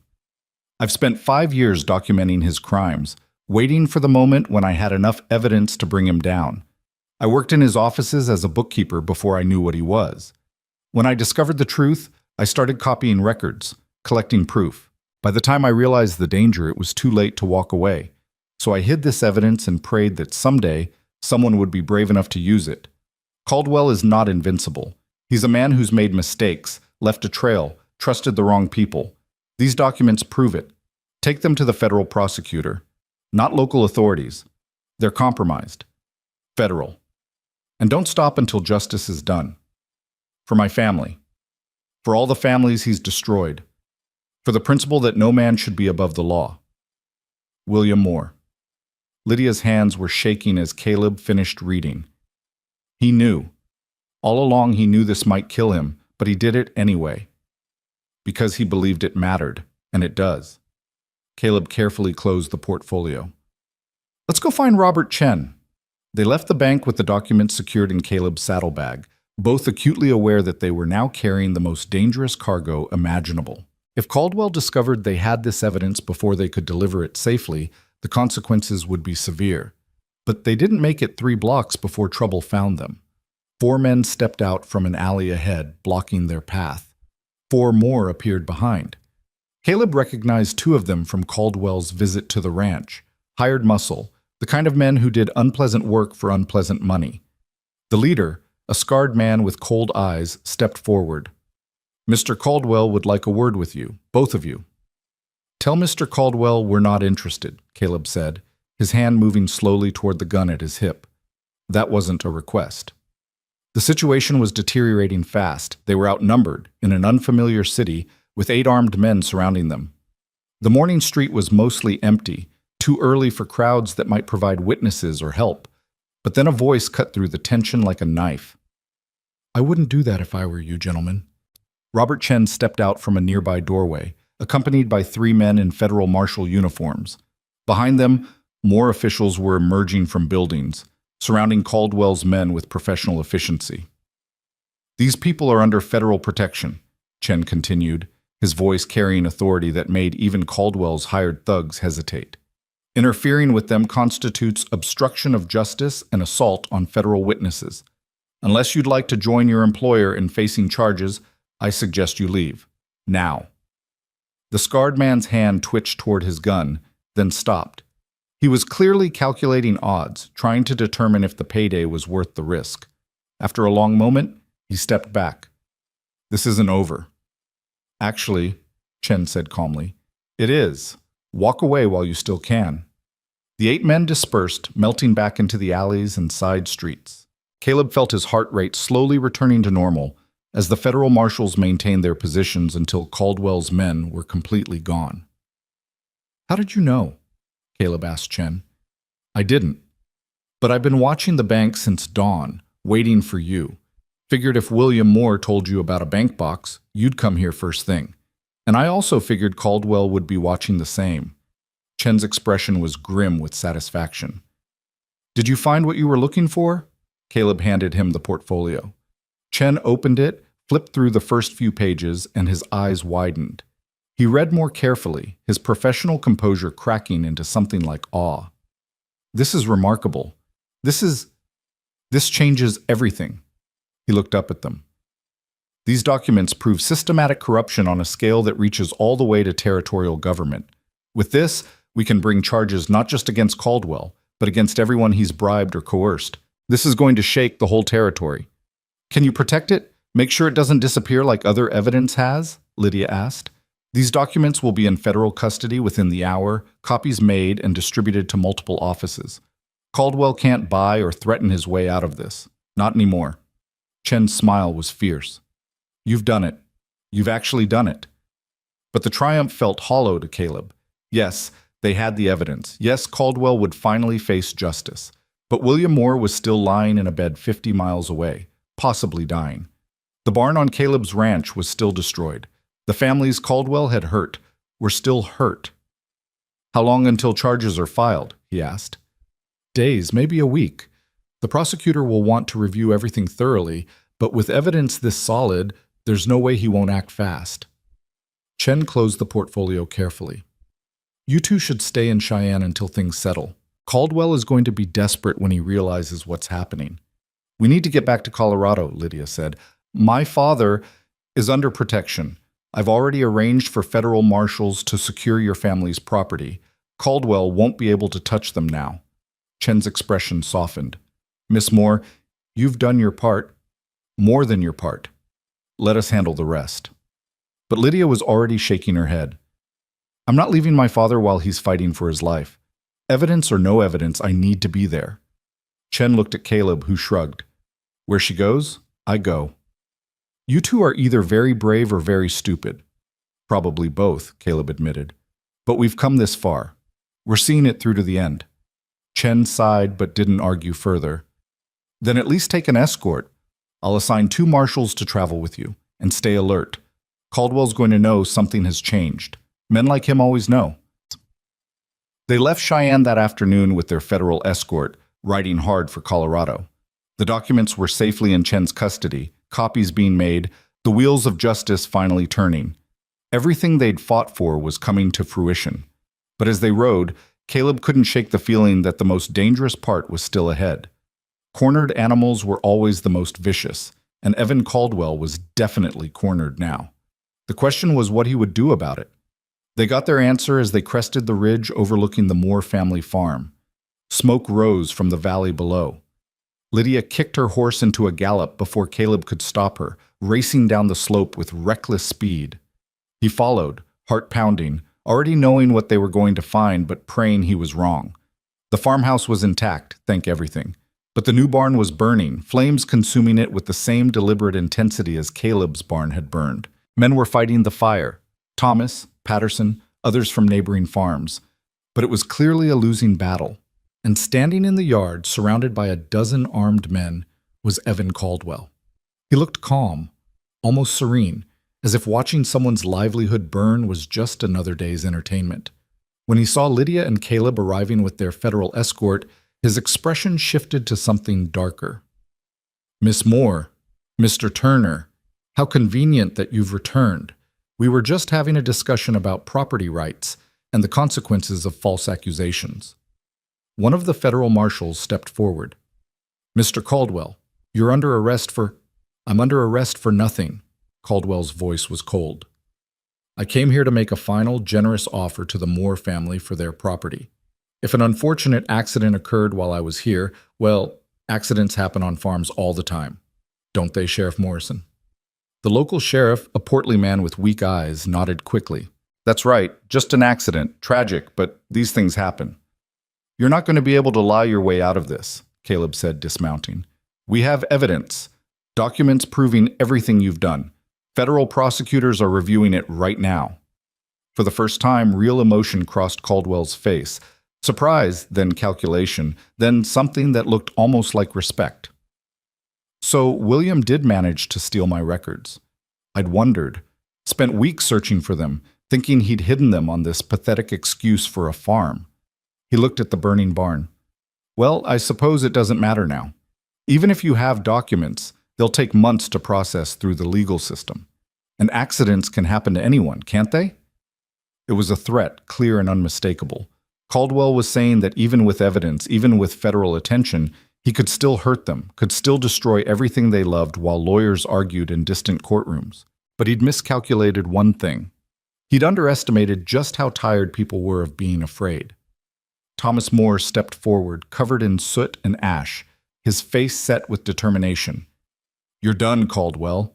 You're finished here. No one's selling to you. No one's backing down. You can burn every building on this property, and we'll still be standing." One by one, other farmers stepped forward. Patterson and his sons. The Weber family. Neighbors Caleb didn't even know, all joining Thomas in a line of defiance. "You've threatened us, hurt us, destroyed our property," Patterson said. "But you can't destroy all of us, and that's what it would take, because we're not running anymore."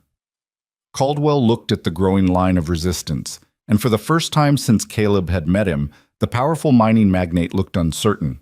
This wasn't how his intimidation usually worked. People were supposed to break, to give in, to choose survival over principle, but these people had chosen differently. "This is foolish," Caldwell said, but his voice had lost its confidence. "You're all throwing away your futures for pride." "No," Lydia said, stepping forward to stand with her brother. "We're fighting for our futures, our real futures, not the ones you'd leave us with, broken, displaced, robbed of everything we've built. You don't get to take that from us anymore." The federal marshals moved in then, professional and efficient. "Mr. Caldwell, you're coming with us. There are questions that need answering in Cheyenne." "You can't arrest me. I haven't done anything illegal." "The documents say otherwise, and you'll have plenty of time to argue your case in court." The lead marshal's tone made it clear this wasn't a discussion. Caldwell's men looked at each other, trying to determine what to do. But without their boss's orders, without the certainty of his power backing them, they were just hired muscle with no particular loyalty. One by one, they backed down. As the marshals led Caldwell away, he looked back at Lydia with something that might have been admiration in different circumstances. "You're tougher than I thought, Miss Moore. I underestimated you." "You underestimated all of us," she replied. "That was your mistake." They watched the marshals ride away with Caldwell, watched his men disperse, watched the smoke from the barn thin and fade as the fire was finally brought under control. The battle wasn't completely over. There would still be legal proceedings, still be complications and challenges. But the war was won. Caleb found Lydia standing alone near the herb garden behind the damaged farmhouse, staring at the mountains as the sun set. She looked exhausted, emotionally drained, but also somehow lighter, as if a weight she'd been carrying had finally been lifted. "Your father woke up again this afternoon," he said quietly. "Doctor says he's going to survive. It'll be a long recovery, but he'll make it." She closed her eyes, tears streaming down her face. "He did it. He actually did it. You all did it. Together." She turned to him then, and in her eyes Caleb saw something he'd been waiting months to see. Peace. Hope. The belief that maybe the world could be fair after all. "What happens now?" she asked. "Now we go home. Back to Wyoming. Back to the ranch." He took her hand.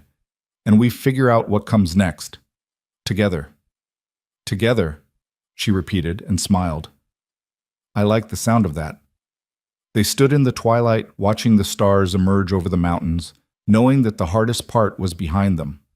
Whatever came next, and there would be challenges, complications, the normal difficulties of building a life, they would face it the same way they'd faced Caldwell, with courage, with principle, and with each other. The journey back to Wyoming felt different than any ride Caleb had ever taken. The weight that had pressed on his shoulders for months, the fear, the uncertainty, the constant vigilance, had lifted, replaced by something he'd almost forgotten existed. Hope. Not the desperate, clinging kind that comes from having no other choice, but the real thing, solid and warm and built on actual foundation. Lydia rode beside him in comfortable silence, the kind of quiet that came from two people who'd been through fire together and emerged understanding they didn't need words to communicate everything. Her father was healing, slowly but surely. Caldwell was in federal custody, facing charges that even his money and influence couldn't buy his way out of. The documents William Moore had risked everything to secure were working their way through the legal system like dynamite through stone. But every mile closer to the Turner Ranch brought a different kind of tension, the awareness that they'd left things unfinished between them. They'd confessed feelings in desperate moments, kissed in the lamplight of his office, made promises about after. Well, after had arrived, and neither of them seemed quite sure what to do with it. Marcus was waiting in the yard when they rode in, relief washing over his weathered face so visibly that Caleb felt a pang of guilt for the worry he'd caused. "Boss, Miss Moore." Marcus gripped Caleb's hand hard enough to hurt. "Heard some of what happened through the telegraph. Federal marshals came through, asked some questions, seemed satisfied. Said to tell you that Caldwell's not getting out anytime soon." "My father?" Lydia asked, dismounting with the stiffness of someone who'd spent too many days in the saddle. "Got word yesterday. He's conscious and talking. Doctor says he'll make a full recovery given time." The tension that had been Lydia's constant companion visibly drained from her body. She swayed slightly, and Caleb was there instantly, steadying her with a hand on her elbow. "When's the last time you slept properly?" he asked quietly. "I don't remember." She laughed, but it came out shaky. "I don't think I've really breathed since we left." "Then breathe now. We're home. We're safe. It's over." Home. The word hung between them, significant in ways neither had fully acknowledged. This was his home, his ranch, but somewhere along the way it had become hers too, in ways that had nothing to do with employment and everything to do with belonging. The men emerged from various buildings, Henderson, Dutch, Billy, the Miller brothers, all wearing expressions of curiosity mixed with genuine relief. They'd held the ranch together in Caleb's absence, kept things running despite the uncertainty, and he felt a wave of gratitude for their loyalty. "Cookhouse has been pretty lonely without you, Miss Moore," Henderson said, his usual gruffness softened by something approaching affection. "Billy tried making biscuits yesterday. We're all still recovering." "Hey, I followed the recipe exactly," Billy protested. "The recipe doesn't say to use salt instead of sugar, you idiot." The familiar banter, the normalcy of it, made Lydia smile properly for the first time in days. "Then I suppose I'd better get back to work before you all starve." But Caleb saw the exhaustion in every line of her body, the way she was holding herself together through sheer will. "Not today. Today you rest. That's an order from your employer." "My employer?" Her eyebrow arched. "I thought we'd moved past that kind of formal arrangement." "We have, but I'm pulling rank anyway. Marcus can organize something for supper. You're going to your room, and you're going to sleep for 12 hours. For a moment he thought she might argue, but then she simply nodded. 12 hours sounds like heaven. She walked to the cookhouse, her steps slow but steady, and Caleb watched her go with feelings he was still learning to name. Relief that she was safe, gratitude that she'd come back, and underneath it all, a fierce protectiveness that had nothing to do with employment and everything to do with love. He'd hired a cook to save his ranch. Instead, he'd found the person who made survival feel like living. Marcus cleared his throat meaningfully. So, you gonna tell me what happened, or do I have to hear it from telegraph gossip? Caleb turned to find his foreman studying him with those sharp old eyes that saw too much. Let's walk. I'll tell you everything. They toured the ranch as Caleb laid out the whole story. The documents, the confrontation, Caldwell's arrest, the community of farmers finally standing together. Marcus listened without interrupting, occasionally nodding, his expression growing more satisfied with each detail. So it's really over, Marcus said when Caleb finished. Caldwell's going to face justice. Federal charges, multiple counts. Chen says with the evidence we have, he's looking at years in prison, even if his lawyers manage to reduce some charges. And the families he hurt? They're protected now. Federal oversight on all the land transactions, investigations into the bribes and intimidation. It'll take time to sort everything out, but the corruption's been exposed. It can't continue the way it was. They'd reached the ruins of the barn, and Caleb stared at the charred timbers with mixed emotions. The destruction still stung, still represented a setback that would take months to recover from.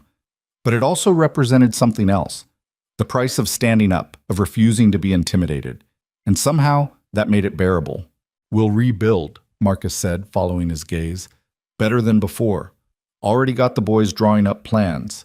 Henderson thinks we can have the frame up in 3 weeks if we all work together. 3 weeks? Caleb shook his head in amazement. When did you become an optimist?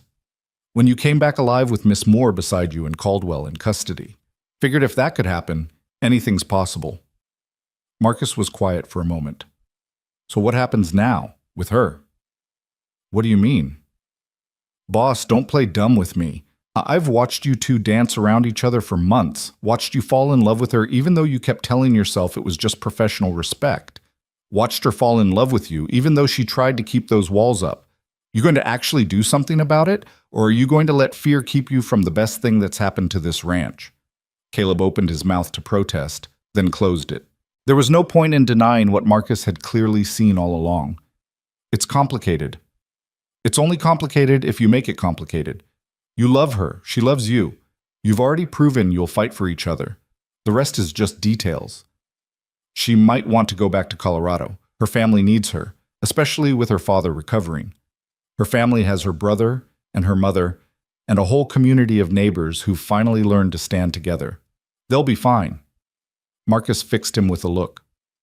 Stop finding excuses and ask the woman what she wants. You might be surprised by the answer.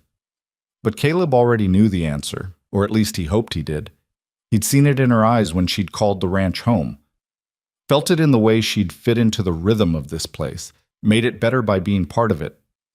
The question wasn't whether she'd stay, it was whether he had the courage to ask her properly, to offer her not just a job, but a partnership, a future, a life. I'll talk to her, he said finally.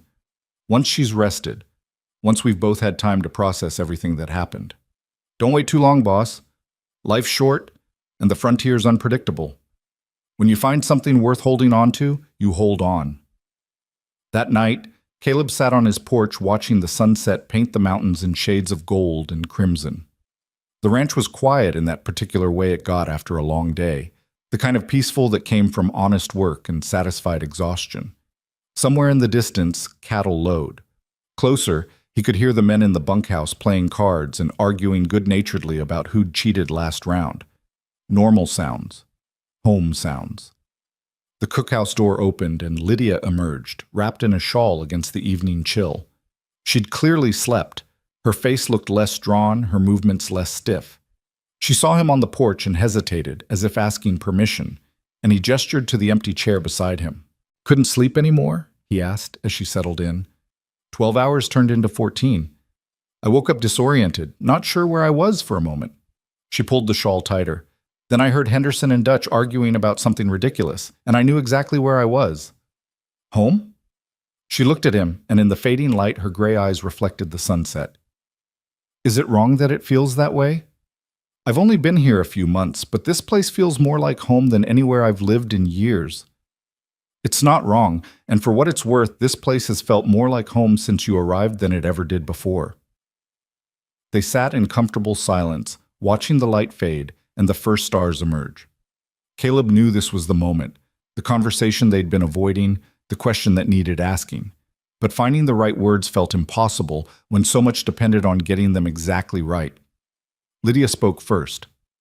I got a telegram from Thomas this afternoon. My father's recovery is progressing well. The doctor thinks he'll be able to walk with a cane within a few months. They're planning to rebuild the barn, start over properly, now that Caldwell's threat is gone. That's wonderful news. It is. Thomas also said... She paused, choosing words carefully. He said that with the mining company under investigation, they're discovering Caldwell's water diversions were illegal. The federal government is ordering everything restored to natural flow, which means my parents' land will actually be viable again, profitable even. They're talking about expanding, maybe buying some adjacent property that's coming available. Your family's going to be fine. Caleb kept his voice neutral, even though his heart was hammering. This sounded like she was building to something, and he wasn't sure he was ready to hear it. They are, which means... Lydia turned to face him fully. Which means I need to make a decision about what I want for my future. Here it was, the moment that would determine everything. Your family needs you, Caleb said, even though the words felt like pulling teeth. Colorado is your home. The farm will need help rebuilding, and with your father's recovery... Caleb... She reached over and took his hand, stopping his words. Do you want me to stay? The question was so direct, so characteristically Lydia, that it cut through all his careful defenses and polite deflections. Yes, more than I've wanted anything in a long time. Then why are you giving me reasons to leave? Because I don't want you to feel obligated. You came here for a job, not to get tangled up in my problems, not to fight battles that weren't yours. You've been through so much and He stopped, forced himself to be as honest as she was. I don't want you to stay out of gratitude or because you think you owe me something. If you stay, I need it to be because you want to, because this is where you want to build your life. Her hand tightened on his. You're an idiot, Caleb Turner. What? You're an idiot if you think gratitude is what I feel when I look at you. If you think obligation is what makes my heart race when you walk into the cookhouse. If you think duty is what made me come back here instead of staying in Colorado with my family. She was smiling now, that rare, genuine smile that transformed her whole face. I'm not staying because of gratitude. I'm staying because I love you. Because somehow, in the middle of fighting for survival and standing up to corruption, I fell completely in love with a stubborn rancher who thinks he has to save everyone alone. The words hit him like a physical force, drove the air from his lungs. You love me. I love you. I have for weeks, probably. I just didn't let myself acknowledge it because I was terrified of what it meant, of risking something else I could lose. Her voice softened. But watching my father nearly die taught me something. Life's too short to avoid risk just because you're afraid. Sometimes you have to be brave enough to reach for happiness, even when there's no guarantee. Caleb stood, pulled her up with him, and took her face in his hands with a gentleness that belied the intensity of his emotions. I love you too. From the moment you walked into that filthy cookhouse and started issuing non-negotiable demands, I think part of me knew. I just fought it because I thought love was a luxury I couldn't afford, that it would make me weak, distracted, vulnerable. And now I know it's the opposite. Loving you made me stronger. Made me willing to fight for something beyond just survival. Made me believe that maybe building a life was more important than just hanging on. He kissed her forehead, soft and reverent. Marry me, Lydia. Not because I need a cook or because you need a job, but because I can't imagine building a future that doesn't have you in it. She laughed, and it was the sound of joy unrestrained. That's the worst proposal I've ever heard. No romance, no poetry, just practical reasons why we should spend our lives together. Is that a no? That's a yes, you idiot. Of course it's a yes. She pulled him down and kissed him properly, thoroughly, with all the pent-up emotion of months of restraint finally breaking free. When they broke apart, both breathless, she was grinning. But we're telling people you did it properly.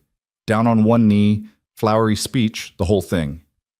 Whatever story you want to tell, Caleb agreed, kissing her again because now he could. Because she'd said yes. Because the impossible had somehow become real.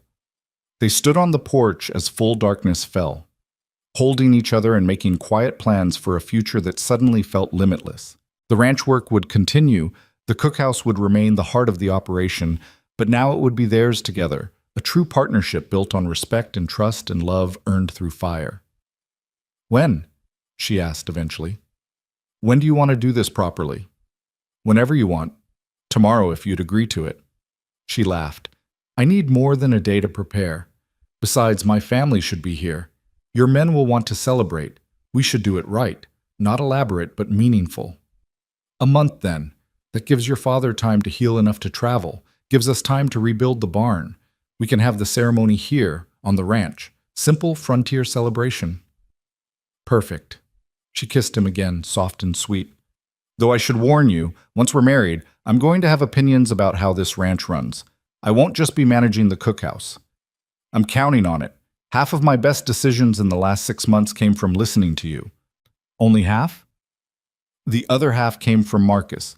But don't tell him I admitted that. They talked through the evening, making plans and dreaming aloud about what their life together would look like. Expanding the ranch, building a larger house, maybe starting a family eventually. Normal dreams, the kind that felt extraordinary after months of just trying to survive. The next few weeks passed in a blur of activity and anticipation. The barn raising became a community event, with neighboring ranchers arriving to help. Word had spread about Caleb's role in bringing down Caldwell, and suddenly the Turner Ranch had friends it hadn't known existed. Men arrived with timber and tools, offering labor and expertise. Women brought food and organized the work with military efficiency. Henderson directed the construction with surprising skill, having apparently worked barn raisings back east before drifting west. The structure took shape quickly, better designed than the original, with Dutch's carpentry skills evident in every joint and beam. It's beautiful, Lydia said, watching from the cookhouse porch as the frame went up. Stronger than what was there before. That seems to be a theme, Caleb replied, sliding an arm around her waist. Everything that got destroyed is coming back better. She leaned into him, comfortable with the casual affection that had become natural between them. Have you heard from Chen? This morning, trial date's been set for Caldwell. 3 months from now. They want us to testify. Both of us? If you're willing, you don't have to. I'll be there. Her voice was firm. I want to see it through. Want to look him in the eye and show him that we're not broken. That everything he did just made us stronger. The determination in her voice reminded Caleb why he'd fallen in love with her. Lydia Moore faced everything directly, never ran from difficulty, never backed down when she believed in something. She'd transformed his ranch not through elaborate schemes or dramatic gestures, but through steady, consistent excellence and the quiet courage to keep showing up. 2 weeks before the wedding, William and Grace Moore arrived with Thomas and half the farming community from Colorado. William was still gaunt from his injuries, walking with 2 canes and moving carefully, but his eyes were bright and his spirit clearly unbroken. So you're the man who's marrying my daughter, William said, sizing Caleb up with the same direct assessment Lydia employed. If she'll still have me, sir. She'll have you? Girl's got good judgment about people, always has. William's expression softened. Thank you for standing with her when she needed it, for not letting Caldwell win, for giving her a reason to stop running. I think we gave each other reasons to stop running, Caleb said honestly. Your daughter saved this ranch as much as I saved her. Maybe more. William nodded slowly. That's the right answer. You'll do fine. Grace was less reserved, pulling Caleb into an embrace that conveyed years of gratitude words couldn't express. You brought my daughter back to me, back to herself. That's a debt I can never repay. There's no debt, Mrs. Moore. I love her. That's all the reason I needed. The days before the wedding were filled with preparations that transformed the ranch into something almost magical. The men built a simple arch near Lydia's herb garden, decorating it with wildflowers and sage. Tables appeared in the yard, enough to seat 50 people. The cookhouse kitchen became command central, with Grace and Lydia working alongside several neighbor women to prepare food for the celebration. Caleb tried to help and was repeatedly shooed away with instructions to stay out of the kitchen and let us work. So he focused on other preparations, ensuring the guest accommodations were ready, that there was enough feed for all the extra horses, that everything was perfect for the woman who'd made perfection seem effortless. The night before the wedding, Marcus found him in the new barn, ostensibly checking on the horses, but really just trying to calm nerves he hadn't expected to feel. "Cold feet?" Marcus asked, leaning against a stall door. "No, just reflecting. A year ago this ranch was failing. I was failing. And now you've got a thriving operation, men who respect you, neighbors who will help when needed, and tomorrow you're marrying the best woman in the territory. Yeah, things have changed. Do you think I can do this? Be the kind of husband she deserves? Build the kind of life worth having?" Marcus was quiet for a moment, considering. "Boss, I've watched you grow from a scared kid trying to fill his father's boots into a man who stood up to corruption and won. You've made hard decisions, fought battles you didn't have to fight, and never lost sight of what mattered. If anyone can build a life worth having, it's you. And with Miss Moore beside you, there's nothing you two can't accomplish." The words settled something in Caleb's chest, eased the last lingering doubts. Marcus was right. He and Lydia had already proven they could face anything together. Marriage was just making official what had already become true. The wedding day dawned clear and perfect, the kind of Wyoming morning that made you believe in possibility. Caleb stood under the flower-covered arch in his best suit, watching guests arrive and settle into the chairs the men had arranged in neat rows.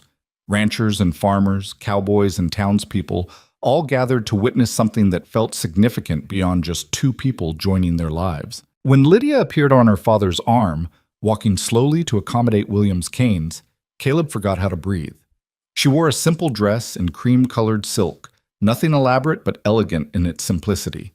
Her dark hair was loose for once, falling in waves past her shoulders with wildflowers woven through. She carried a bouquet of sage and prairie flowers, and her gray eyes were luminous with happiness. She was the most beautiful thing he'd ever seen. The ceremony was brief and meaningful, conducted by a circuit preacher who'd ridden in from Cheyenne. Traditional vows with slight modifications, Lydia insisted on partnership rather than obedience, which surprised no one. Caleb promised to honor her, respect her, and stand beside her through whatever challenges came. She promised the same, her voice steady and sure. When the preacher pronounced them married and Caleb kissed his wife for the first time, the gathered crowd erupted in cheers and applause. Henderson whistled loud enough to startle the horses. Dutch was openly wiping tears from his weathered face. The celebration that followed was everything a frontier wedding should be. Food in abundance, drink flowing freely, music from fiddles and guitars, dancing that lasted until the stars came out. Caleb danced with his wife, with Grace Moore, with every woman present who asked. Lydia danced with her father, moving slowly and carefully in deference to his injuries, both of them crying happy tears. "You did good, boss," Henderson said during a break in the music, raising his glass and toast. "Real good." "We all did good," Caleb corrected. "This ranch, this life, it's all of us together. Every man here contributed to making this possible." "True enough. But you and Miss Moore, Mrs. Turner now, you're the heart of it. You showed us what it means to stand for something, to fight for what matters." Henderson's expression turned serious. "We'd follow you anywhere, both of you. You know that, right?" Caleb did know it, and the knowledge humbled him. He'd started out just trying to survive, to keep a failing ranch from complete collapse. But somewhere along the way, he'd built something more than a business. He'd built a community, a family of sorts, bound together by shared struggle and mutual respect. As the evening wore on and guests began filtering away to their accommodations, Caleb found himself alone with Lydia near the herb garden where they'd had so many quiet conversations. She was tired but radiant, leaning against him with comfortable ease. "Happy?" he asked, kissing the top of her head. "Happier than I ever thought possible. When I came here 6 months ago, I was running from everything, my past, my problems, my fear. I thought if I could just find a place to hide, to be invisible, maybe I could survive." She turned to face him. "But you didn't let me hide. You saw me, really saw me, even when I tried to keep walls up. And you showed me that survival isn't enough, that life is supposed to be more than just enduring. You showed me the same thing. I was so focused on not losing the ranch that I'd forgotten what I was keeping it for. You reminded me that land and cattle don't mean anything if you don't have people to share them with. They stood in the darkness, holding each other and listening to the sounds of the ranch settling for the night. Somewhere, a coyote called. The wind moved through the sage with its distinctive whisper, normal sounds that now felt like music. "So what do we do now?" Lydia asked softly. "We've fought the battles, won the war. What does the peaceful part look like?"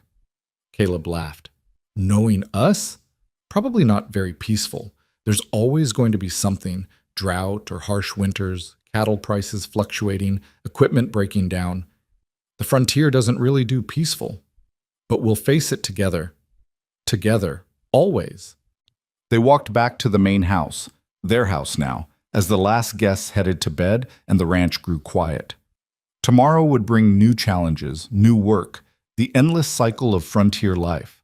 But for tonight, they could simply be husband and wife, partners in every sense, ready to build a future on the foundation they'd fought so hard to establish. Caleb looked back once before entering the house, surveying his land under the starlight. The ranch Marcus had called a failing operation. The place he'd almost lost to desperation and isolation. It looked different now, felt different. Not because of any physical changes, though the new barn and other improvements certainly mattered. It was different because of the woman beside him. Because Lydia had walked into his carefully controlled world and shown him that control was less important than connection. That strength came not from standing alone, but from finding someone worthy of standing beside. He'd thought she was just a cook, a temporary solution to a temporary problem. He'd been wrong about everything. She was his partner, his equal, his future. She was the reason the ranch had transformed from mere survival into actual life. She was the heart of everything he'd built and everything he hoped to become. And as they crossed the threshold together, stepping into their shared future with hope and love and the hard-won wisdom of people who'd faced their fears and won, Caleb understood something fundamental about the frontier, about life, about everything that mattered. The best things weren't found through careful planning or rigid control. They came when you were brave enough to let someone in, strong enough to fight for what mattered, and wise enough to recognize that love wasn't a weakness to be avoided, but the very thing that made survival worth the effort. He'd hired a cook to save his ranch. Instead, he'd found his life's love in the kitchen and discovered that sometimes the best thing you could do was stop trying to control everything and simply let yourself be saved in return. The Turner Ranch would continue to grow and prosper through seasons of plenty and hardship. Caleb and Lydia would face challenges together, build a family, weather storms, both literal and metaphorical. Years later, when people asked about the ranch's success, they would point to many factors: good land, hard work, smart decisions. But those who really knew, who'd been there from the beginning, understood the truth. The Turner Ranch succeeded because it became a home.